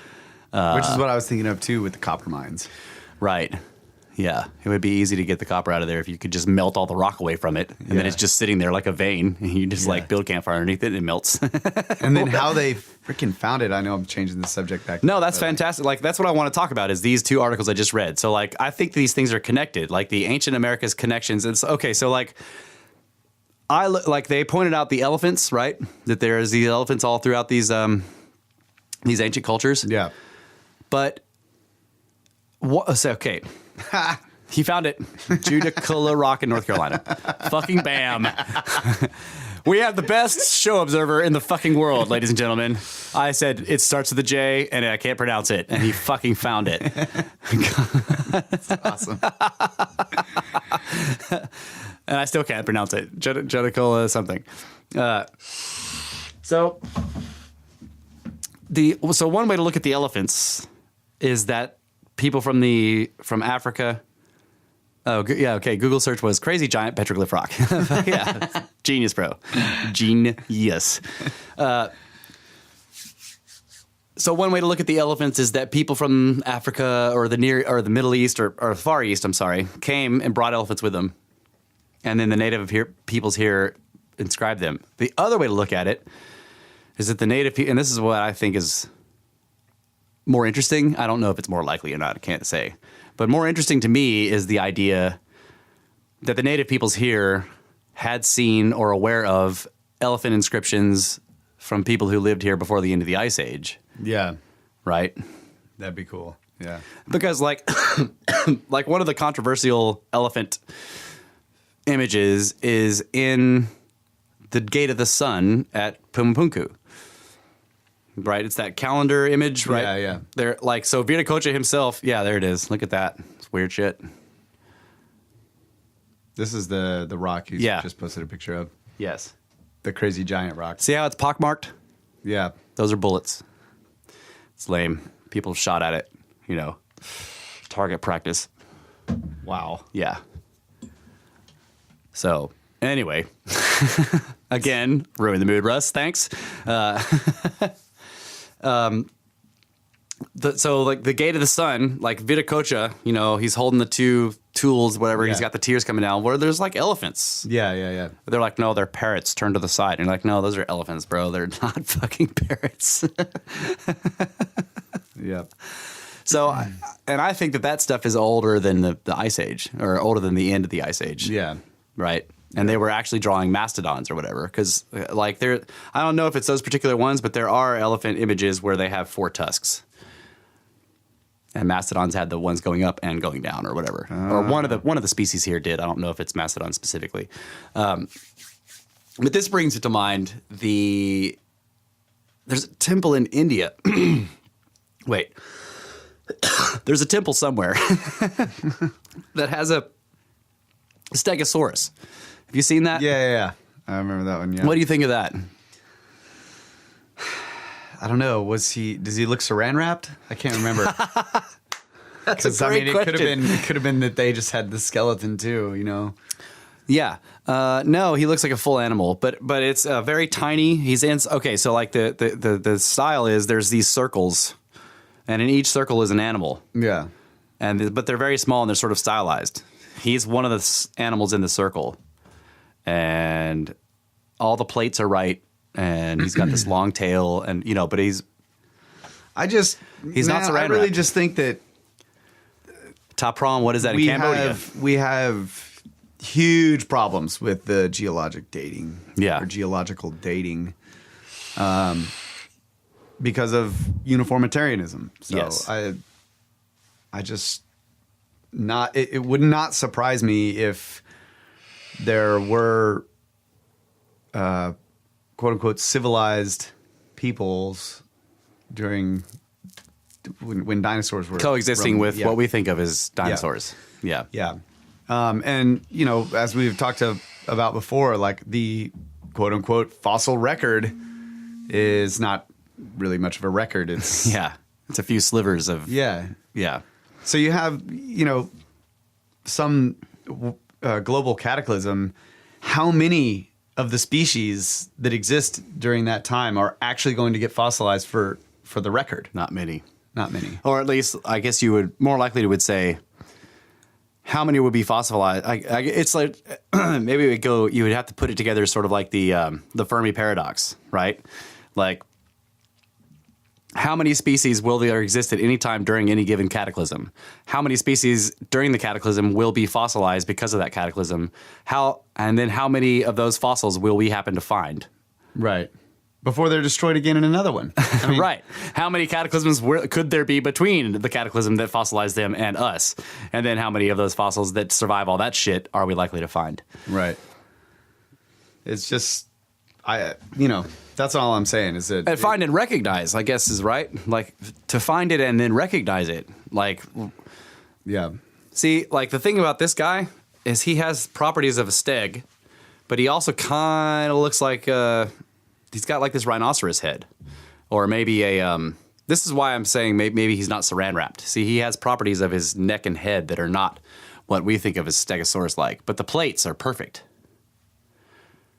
Yep. So what he could be, Instead and he's being surrounded by a serpent. Yeah. The other thing I think is he's got hooves, which a stegosaurus did not have. See how the feet are like Yeah, he might be a species that we don't even know. Right. about. He's a species of mammal.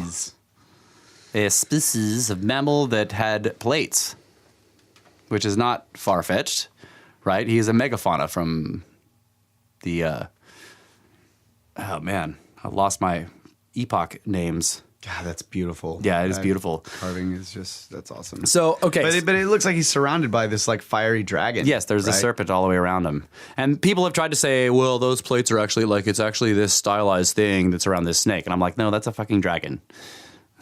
Those are clearly, you know, it's a water serpent too. You know? A fiery water serpent. That's right. A fiery water serpent. What does that sound like, folks? Yeah. All right.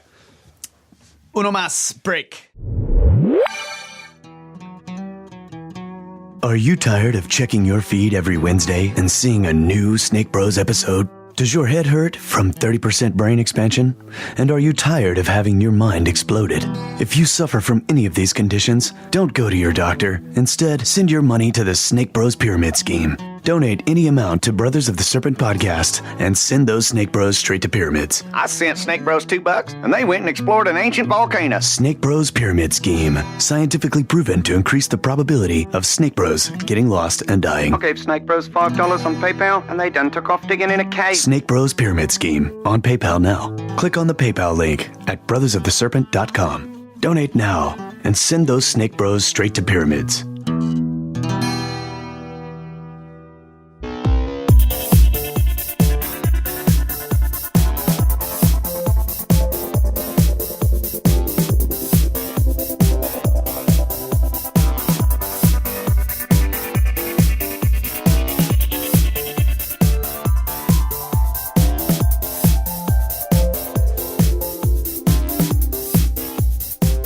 A relentless and unstoppable pursuit of pyramids.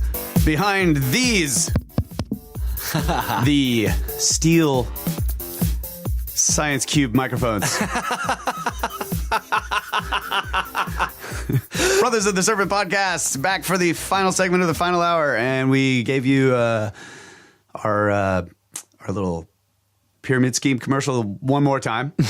Hope you enjoyed that. We listened to it over and over and over Yeah. again, so we figured you guys probably would want to do that too. You know, can't get enough of commercials when they're badass. Yeah, there's another thing that we did this past week. Well, Russ did, and it was Brenner was down at the Alien Con or whatever it was, and he was helping.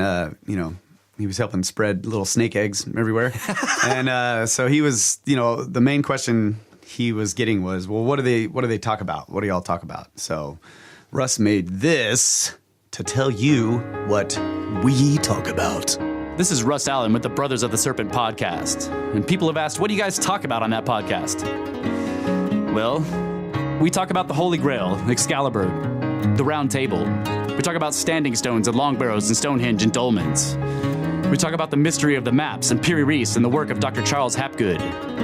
We talk about Machu Picchu and Ollantaytambo and Sacsayhuaman and Cusco and Tiwanaku and Pumapunku in Peru. We talk about the mystery of the Viracochas and the Anunnaki. We talk about the Younger Dryas impact hypothesis and global destruction, the work of Immanuel Velikovsky with worlds in collision and earth in upheaval and ages in chaos, the wars of gods and men. We talk about the deluge, the flood, and Noah's Ark. We talk about Plato's Atlantis and the Black Knight satellite, the electric universe. We talk about the Giza Plateau and the mystery of the Sphinx and the Pyramid Code. We talk about Angkor Wat in Cambodia, Baalbek in Lebanon, Göbekli Tepe in Turkey, and the Pillars of Enoch. We talk about the Serapeum in the Osirian and the Red Pyramid and the Karnak Temple in Egypt. We talk about the megalithic foundations of the imperial palaces in Kyoto and Tokyo in Japan. We talk about Nan Madol in Oceania and the Pacific, the Moai of Easter Island, the Hypogeum on Malta and the Cartruts found there and in Turkey and in Spain and Mexico. We talk about the Sumerians, the ancient Egyptians, the Aztec, the Inca, the Olmecs, the Toltecs, the Maya, and the Anasazi. We talk about the ancient legends of Native Americans and other peoples around the world. We talk about Randall Carlson and Graham Hancock and Dr. Robert Schoch, David Hatcher Childress, and John Anthony West, God rest his soul. We talk about the missing 411 mystery, the Bermuda Triangle, the fossil record, evolution, archaeology, geology, parapsychology, near-death experiences, and magic. And we talk about what it might all mean. And for that, we have no answer. But maybe, if you keep listening, someday we will on Brothers of the Serpent podcast. Snakebros! And physics. Damn it. Physics. We also talk about that, and I fucking forgot to say it. But still, that's awesome. Everybody's giving me shit. I got the chills when I first listened. I was like, oh, man. That's, Cool. That's some cool stuff to talk about. Yeah, I love it. But that, that's like, he just like rolled up here and just rolled into the shed with a pen and a pad in the lab and just like busted that out. Like, I want to make this. it's badass. Yeah. So there's, I mean, It's like what you're talking about with the commercial, like the quick creative thing. Like just Yeah. sit down and do it, and it's Yeah. pretty cool. Yeah. Yep. So I was real proud of that. I was really proud of the commercial. So you guys, I actually posted that in the feed. The promo. This promo is posted separately in the feed, so that you can show it to people who say, "Hey, what do they talk about?" Like if you're saying, "Man, you should check out Snakebros," and if they ask you, "What do they talk about?" just play that and blow their fucking minds. Or have them just be like, "Oh, what is all that stuff?" And you're like, "Well, listen to the show, bro." yeah. It's just like pretty much like everything you list off makes whatever that thing is sound really badass.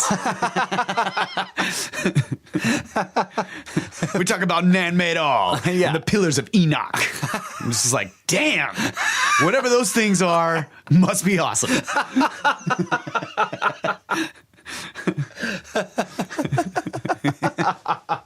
Well, thanks, man. It's. I wonder if you could do that with just normal objects. We talk about newspapers and trash on the floor. We talk about our shoes sitting in the kitchen. Like Awesome. Yeah, it sounds great. Also, I feel like I need to say this. I am not trying to make fun of the articles about dolmens. Like that guy, I think that guy fucking knows what he's talking about. I was reading from that second article to show you why I didn't understand it, but I'm making fun of myself, right? I think that he's brilliant.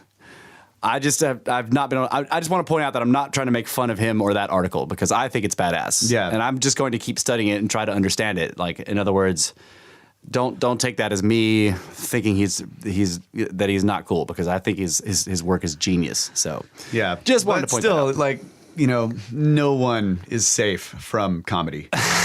That's right.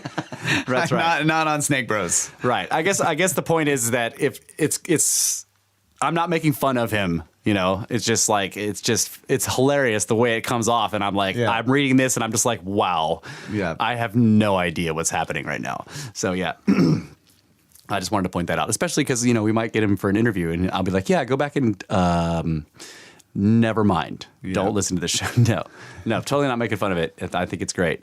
So just wanted to say that. And the show observer is asking, yes, we did read this. We read the email from your dad, bro. It was great. It was really cool. I think you were here for that, actually. You didn't leave when I read the email, right?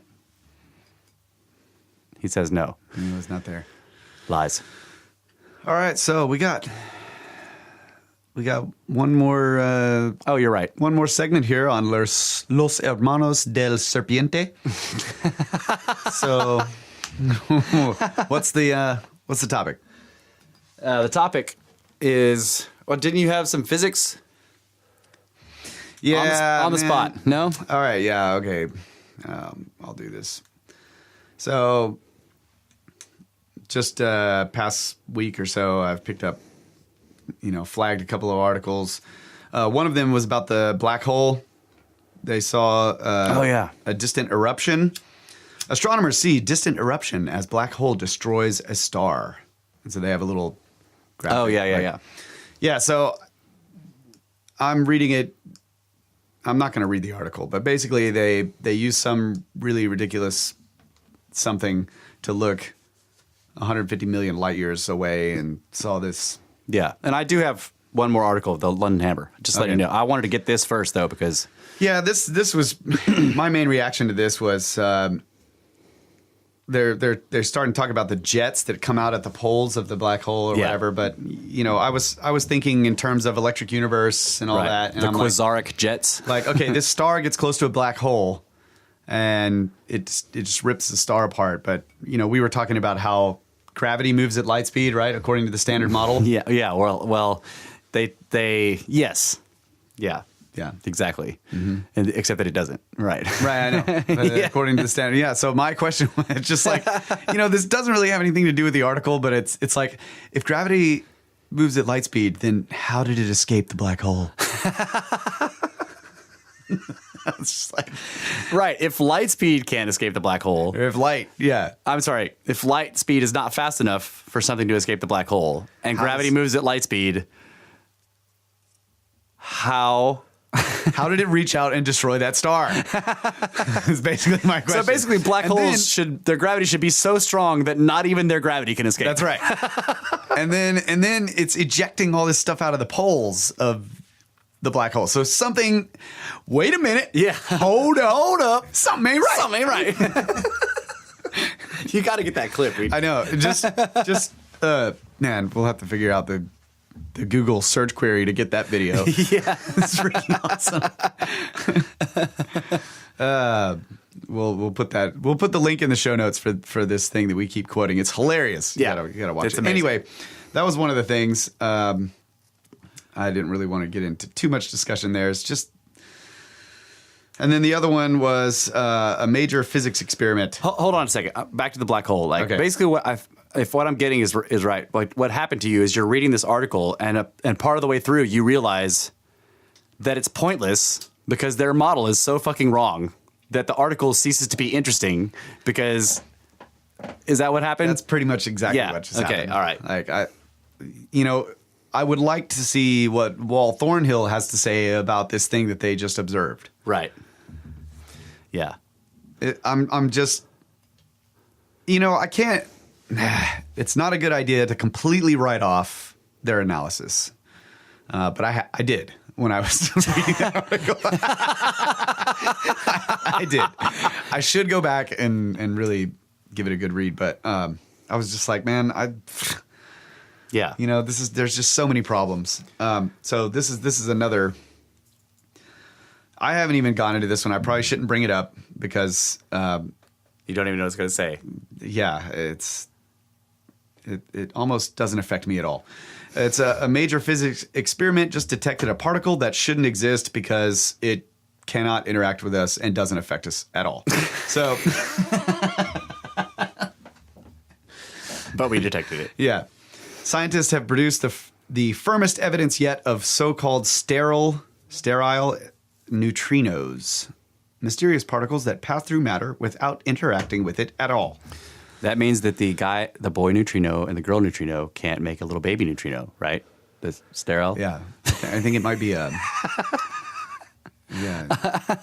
It's a hybrid. How can a neutrino, by essence neutral, be sterile?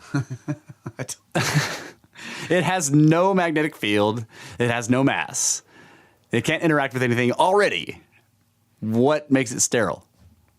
I don't know. Or are they just adding words to sound smart? I don't know. I didn't dig deep into this. I really just flagged this. That's why I was kind of like maybe not going to bring it up yet. But okay, basically what they're saying in the article, I'm not going to try to find it, but they're saying like they're finding evidence of this, and this is a whole new physics, a whole new challenging standard models of all this stuff. And so that's really what stands out to me. It's like there are these things. I keep flagging these little news stories that are like their findings are challenging everything about the standard model, but they're using the standard model to analyze it. Right. Okay. And so they always start as scientists were baffled when they found whatever. Right. Yeah. So anyway, why are scientists always baffled? because they're reading from the, How the Universe Works final edition. I know, but why is it always baffled? Like that particular fucking word. The scientists were baffled when they discovered something. Okay, so we got this. There he is. Hold up, wait a minute, something ain't right. All right, what's the search query for that? There's the YouTube video. Yeah, he posted the YouTube video in the show notes, but Hold up. it's awesome. So go check it out, guys. Anyway, Yeah, it's hilarious. It's about a guy. It was an interview of a guy who got robbed, and it was an amazing interview. Yeah. Fantastic. The dude should have a comedian career. He's hilarious. Okay, so one final article from Mine the Hive. This is about an out of place artifact. This article is pretty short, but it's excellent, and this is about the London hammer, an Upart found in Texas. At only 6 inches long, the London hammer, so named after being discovered near London, Texas in 1936, is a peculiarly small hammer, though by far the most bizarre aspect of its existence is that it was discovered completely encased in rock, suggesting that the rock material developed around it. A local couple discovered it while... Suggestion. Yeah, just possible. A local couple discovered it while on a hike, having picked it up because of the odd piece of wood protruding from the rock. So basically when they found it, they didn't know about the hammerhead. They just found this rock and it had a piece of wood sticking out of the side. Yeah. They brought it home and it remained undisturbed until their son took an interest. He was probably a snake bro. Took an interest in it in 1937. A really old snake bro. He wanted to find out what the protruding piece of wood led to, so he broke apart the stone and discovered the hammer encased within. And so what they're talking about is the hammerhead, and it's a squarish. It's a standard hammer, like with a handle that's been put through a hole in a iron hammerhead, right? Yeah. Estimates to its age based on the surrounding material wildly range from 1 million to 500 million years.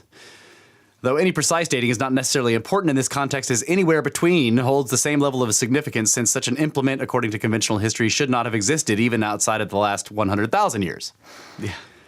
Adding to the mystery is the fact that parts of the handle are in the process of turning into coal, a detail which supports this understanding that this artifact may truly be very ancient. Can we safely say that it's a rock hammer?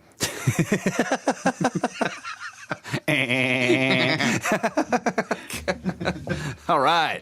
I knew we needed some puns in this video. Identified. Yet, what might be the most mysterious aspect of the London hammer is the fact that since it was exposed to air over 80 years ago, no rust has accumulated upon it, despite the hammer being over 96% iron. This is a baffling feat. It's baffling. Feat of metallurgy, the means for which remain unknown today. In regards to this, the only other comparable items we know of also happen to be ancient and mysterious. The iron pillar of Delphi. That's right. It's Delhi. I kept Delhi. saying Delphi. Yeah, Delhi or something. Delhi, that's right, D-E-L-H-I. that's right. Being one such example. So just to clarify, there is no technique we know of today to make an almost solid piece of iron impervious to rust, yet our ancient ancestors somehow understood how to do this, at least those ancestors living across the Atlantic in ancient times. This is a rather critical detail because rust-resistant creations of iron are extremely rare, and the only two primary ones in the world which are known and accepted, the iron pillar and the Eisernermann, that's E-I-S-E-R-N-E-R-M-A-N-N, are not found in the Americas and predate Columbus's discovery. To note, the Eisernermann is understood by those familiar to be an incredibly ancient remnant, though its first registered dating only began when it was transplanted in the 1600s to be used as a village boundary marker. To this, Facepalm. what's that? Delhi is a city in India, pronounced Delhi. Yeah. What did I say? Delhi? I said Delhi. Delphi, I think you said. I said Delphi first. Yeah. Then I said Delhi. And now I'm saying Delhi. Thank you, Brett. Oh, it's pronounced like Delhi. Yeah. The H is silent. The flimsy explanation. Let's see. Wait, I've lost my place. Okay. To this day, the London hammer is dismissed by many primarily due to a proposed theory which suggests that a form of rapid concretion must have taken place. In other words, they totally get rid of uniformitarianism to explain this hammer. Right? No. That particular rock around that particular hammer formed really fast. Yeah. That way it's not what you think it is. Yep. Okay, so in other words, it's a relatively modern hammer that came to be encased in stone due to some very exotic series of circumstances which rapidly formed stone around it. This flimsy explanation, which every party opposing the hammer's significance has been forced to lean on, is somewhat painful to swallow. Primarily because the notion that components of strata can rapidly solidify together is entirely a theory and very close to outright speculation, and completely goes against the standard model of Outright uniformitarianism. speculation. Minute examples of just so certain mineral interactions have been observed, though when faced with a situation such as this, that information is taken and grossly extrapolated to help reach a comfortable conclusion for the mainstream. This is comparable to aliens finding a tribe who's built grass huts, announcing that they are and then announcing that they are our planet's builders. Wait. Like, in other words, if aliens found a tribe living here who's built some grass huts, and then the aliens are like, they built the whole planet. Yeah. He's just trying to point out that this is massive extrapolation. It's probably wrong, right? But I like the way you put it better. It's like they get rid of uniformitarianism to explain this hammer. Which is, so they're saying that it can rapidly happen, but only around the hammer. Right. Only when we don't like whatever it's covering. Right. Yeah. Like stuff like that doesn't happen quickly, except for that one time. Right. Because if it didn't happen that one time, then that's also destroys uniform. See, they're caught in the trap, right? Yep. Uniformitarianism, except it can't be, but it must be, except for that time is what it can't be. Yeah. This is like the story we were telling last week about the guys in the savannah that became a desert that cut the rock in half with a grass rope with sand. And that's how everything works when it's wrong. Quoth Brett. Thank you. Yeah. That's awesome. There's so many stories like this, though, you know, like the, what was it we were talking about? I don't know if it's the main penny, but it was that coin. It was found 300 feet down or something like that. Yeah. And they speculated that it was a joke. Right. A prank played by someone who had somehow slid it way down underground so that it might be found later by people. And then he could be like, ha ha ha ha, you know, and it's like, it took a ridiculous story to explain it. Right. But they think that story is more likely than it actually being an authentic artifact. Right. That's what's so hard to understand for me. So, okay. Today I was listening to Skeptico, one of my favorite podcasts, okay? And he was saying, yeah, Brett said, never underestimate the lengths a Frenchman would go to play a joke. That's right. Brett, the guy on Skeptico was saying that truth-seeking and conspiracy go hand in hand. That anyone who seeks the actual truth, who tries to follow the data, is going to run headlong into conspiracy over and over and over. Right. And I like these kind of maxims, like where you can shorten a concept into a very, Yeah, I love that. Truth-seeking and conspiracy go hand in hand. You cannot be doing one without encountering the other. Can you encounter the truth by engaging in a conspiracy? Oh, yeah. Oh, yeah. Absolutely. Like, dude, if we found some ancient shit and we were secretly digging in it, Okay. right? Yeah, That's yeah. a conspiracy. You know what I'm saying? You know what I'm saying? That's cool. Yeah. And like so a question we get often about this is like, oh, well, you know, like what is the point of this gigantic conspiracy to hide the actual history of the world, whatever, Yeah. blah, blah, blah. Like it seems dumb or it seems stupid or it seems pointless. Another maxim that I like is if someone's actions seem pointless or stupid to you, then you don't understand their motives. Yeah. Nobody does things for zero reasons. Like their reasons may be strange, but they have them, right? Yeah.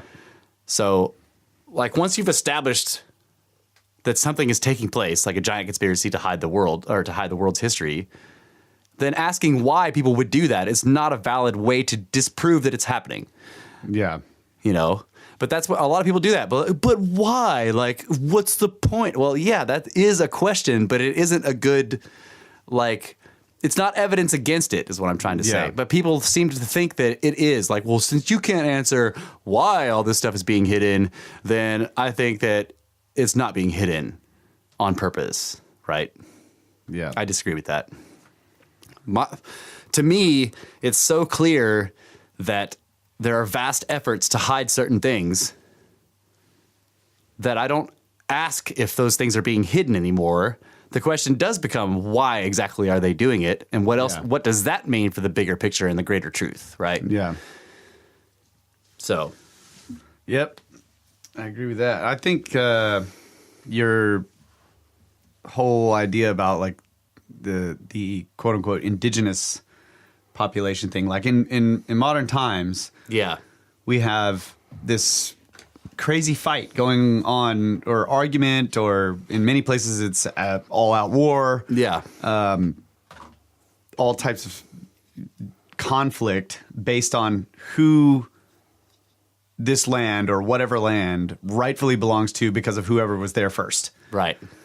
And so there is pretty much everywhere you look where there's a lot of extremely ancient stuff remaining that was obviously human, Yeah. or done by intelligent beings or whatever. There's this massive fight over who is indigenous. Yeah. That's right. And so it kind of becomes a little clear when, for example, at Giza, why they don't want things discovered. It's like Yeah. there seems to be this thing, and people would say, "What? That's crazy. They want to discover all that." It's like, no, they don't, because every new little piece of information that goes against the paradigm challenges who that land belonged to. That's right. And that screws up the whole political situation Yep. in modern times. Yes. I think that's one of the greatest examples of why there is this massive conspiracy to hide things everywhere in the world. Right. Like one of the clearest places where that has happened is New Zealand. The Moai, the Maori. There we go. The Maori are the quote unquote indigenous people in New Zealand, right? They're the guys that have the badass tattoos on their faces. They're like, they look like they came from Hawaii, but they have these amazing face tattoos. That's one of their cultural things. They're all big warrior guys, right? They don't and did not build stuff. They were a coastal grass hut culture, spears and butt flaps, right? They didn't arrive in New Zealand until like 1000 AD or something like that. They're not very ancient. Is my point. Okay. People have found like Sacsayhuaman style gigantic stone constructions of heterogeneous dry laid whatever, these massive walls and stuff like that in the interiors of New Zealand. Okay. The government, upon finding out that people have found this or whatever, has forbidden people from going there and even looking at it, like made it all off limits, and gotten archaeologists to sign off on this, like no one should go there, blah, blah, blah, blah. And it's all to protect this picture of this island. I'm not blaming the Maori. I'm trying to say that the government of New Zealand, that the European style, colonial government of New Zealand is like protecting their political situation and all the shit that they do with all their rules that have to do with the indigenous people that they claim to be helping the indigenous people. But really what it's about is the government being able to make rules everywhere. Right. And controlling every fucking thing. They have like forbidden all this shit to even be looked at. Like people have gone to jail for taking photographs of this shit in New Zealand. Right. Dang. That's like one of the clearest examples of that I can think of, where what you're talking about, like, why are they hiding this? Because people with power don't want it to be known because it will affect their fucking power. Yeah. Right. Yep. Now there may be, and I think that there are deeper reasons, but I don't know what those are and I can't point to them directly. Yeah. Right. Like I guess what I would say is like the whole thing with the people with power protecting their power is convenient for whatever is really trying to hide the history. Yeah, okay. That's harder for me to give evidence for, but after looking at this shit for like a long fucking time, you get the idea that whoever the people are that are out front actually doing this shit, they're not the ones really doing the machinations, so yeah, that's what I would say about that. Like, I can't explain to you who these people are, but they're probably longheads, and I don't know why they're doing it, but it's probably because they don't want us to know about them. But I'm just saying.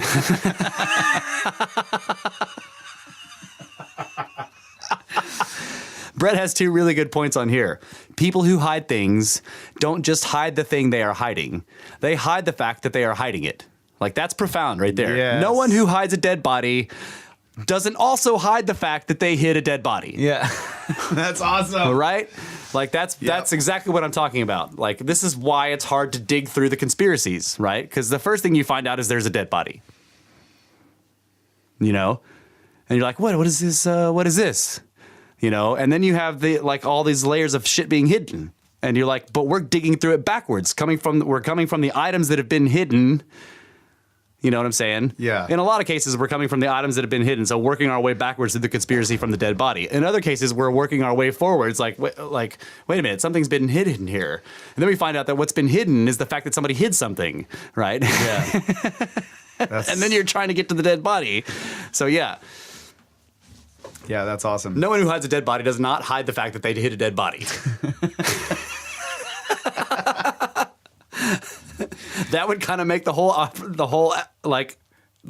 The pointless. whole act of hiding the dead body pointless if you told people that What were you just doing? Hiding a dead body.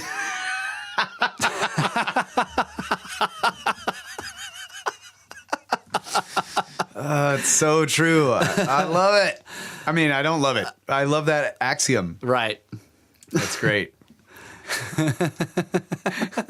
People who hide things don't just hide the thing they are hiding. They hide the fact that they are hiding it. That's right. That's awesome. I mean, you can't get more clear and generic than that.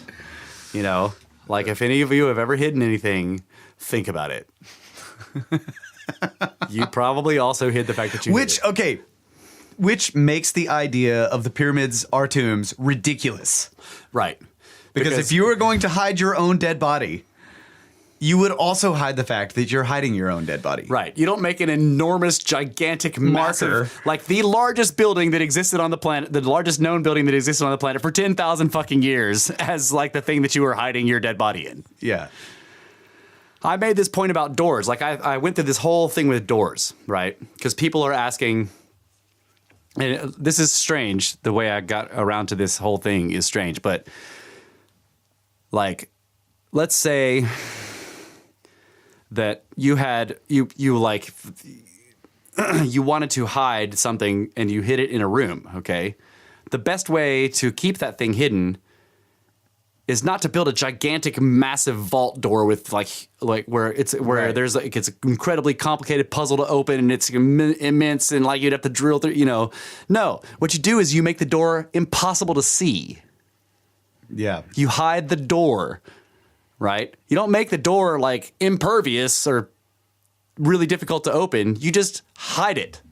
Right. Because if somebody doesn't even know there's a door there, they won't even try. But if you get like, this giant vault door, everyone's going to be like, Wee! Like the first thing people are going to do is try everything they can fucking think of to get to that fucking door. So if you just make the door impossible to see, no one will even know it's there.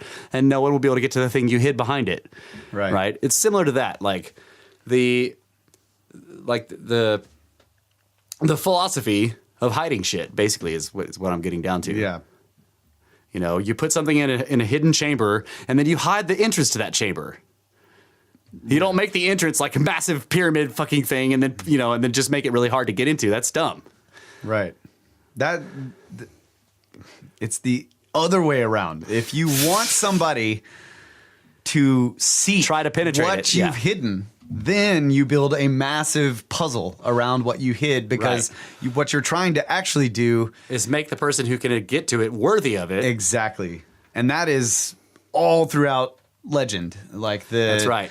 The the path of the initiate. It's The Pillars of Enoch. That's Yeah. what they are. They were markers for the ancient knowledge, Right. but you had to be able to decipher them to understand what they were saying. To be able, they were a doorway that had a huge puzzle. and it's the same thing with like the parables Yeah, of Jesus. Like he's hiding something in this story that he wants everybody to tell everyone. yeah, Because it's the worthy, that the knowledge is for. yeah, absolutely. That whole concept is just throughout, the legends of the ancient world. Yeah. So for some reason, this is making me think of Pandora because we're talking about hiding stuff, so I think of boxes and chests, and then I'm thinking of Pandora's box, right? One of the things I would love to ask Randall Carlson is Pandora's box a euphemism for this impact or these lightning bolts or whatever? because she opens the box. She's told not to. She opens the box, and all this horrible shit comes out: death, destruction, mayhem, chaos, disease, pestilence, blah blah blah, so on and so forth. Just think of every fucking horrible thing you could think of, And the very last thing that comes out is hope. And that hope is the like redeeming quality of Pandora opening the box, right? Like all this fucking crazy death and destruction and fire and brimstone and blah, blah, blah and everything. But at the very end, there's hope. In other words, that it seems like the Grail. Remember the whole thing about the Grail being an actual impact with a comet and all this shit? Yeah. The last thing is hope, because the materials of the impact actually merge with our genetics and start making awesome shit happen. And then the next thing we know, we have new species of ants in fucking Siberia and shit like that. Mm-hmm. Like it kills everything. Right? But life comes back because there's hope involved in the chemistry or something. I don't know. Yeah. Like it sounds like the phoenix, Yeah. Reborn from the fire. That's right. Now I was thinking about the London hammer, the handle made of coal. So I'm trying to think. Okay, go ahead. I'm just saying, you people, like, if you look into the coal thing and the coal fires stuff, when I was looking into this, like, you start to understand the geology of the coal, and you start to understand how it's where it came from, and you start to understand that, like, it's still on fire. Yeah. This is how you make coal. Like, what if anybody's ever watched that guy? What's he's called Primitive Technology, right? He makes coal by setting a fire inside of and then covering it in mud. Right? He very specifically builds a fire of these little logs, and he sets them on fire and gets them burning really good, and then he covers them completely, encases them in like this thick ass clay mud, and then he leaves it for hours. And when he comes back, the wood is all still shaped like pieces of wood, but it's been turned into coal. Yep. That's how you make coal. You set everything on fire and then you bury it under wet shit. Right? So these enormous coal seams that are underneath like all of freaking Kentucky, Pennsylvania, whatever, they're still burning from whenever they were set up for, and they're put there by massive cataclysms. Right? So something happens, an impact, giant lightning bolts, whatever, stuff from the sun comes and like tears up an entire massive deciduous forest, sets the whole fucking thing on fire, rolls it underneath a giant thing of mud, and it lays down on top of it, and it's still burning down there. Yeah, that's crazy to think about. It's still on fire. God damn it. All right, what were you going to say? Sorry. Going back to the Pandora's box thing. Yeah. I was trying to think about that in terms of knowledge, because you have this weird thing with knowledge about it being destructive, but at the same time it's like hope. I see what you're saying. Yeah. So like the technology of the Nephas was said to be like horribly destructive or whatever, but at the same time. But at the same time, it's like it has this whole thing of hope. Like we can rise above our, the squalor. Yeah.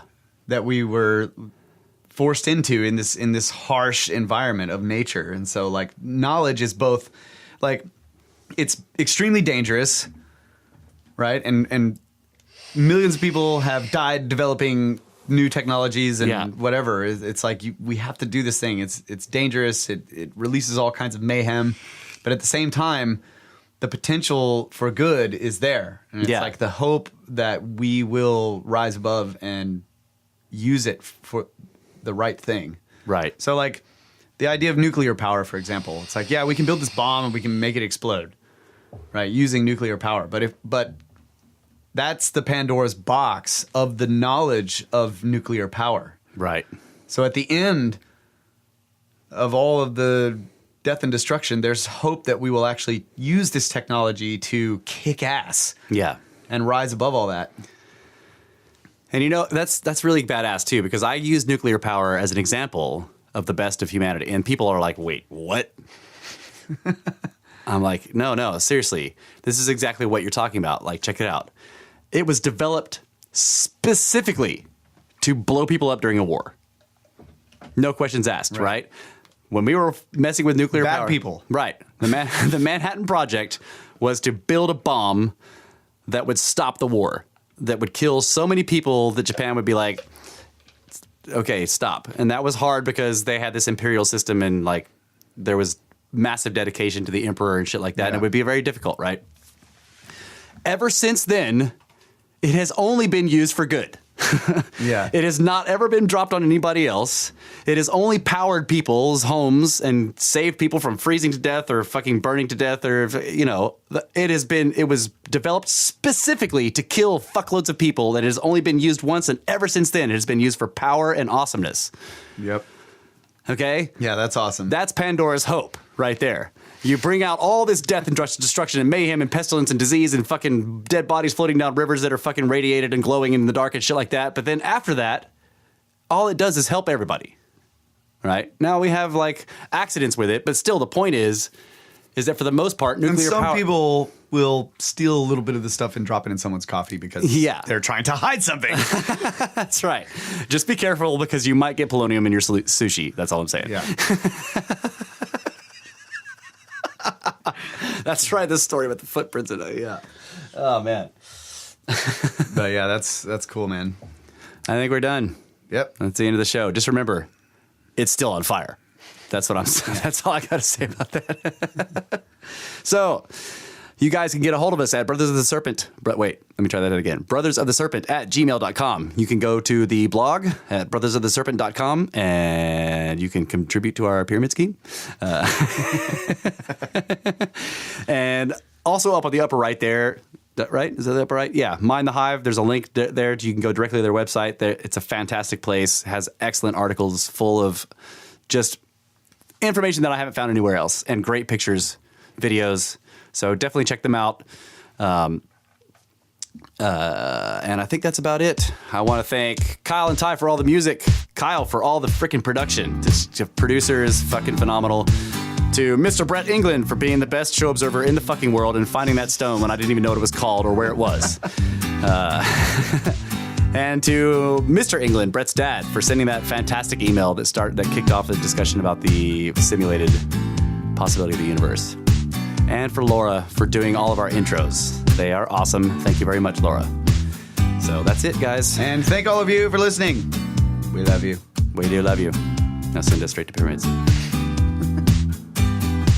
And snakes.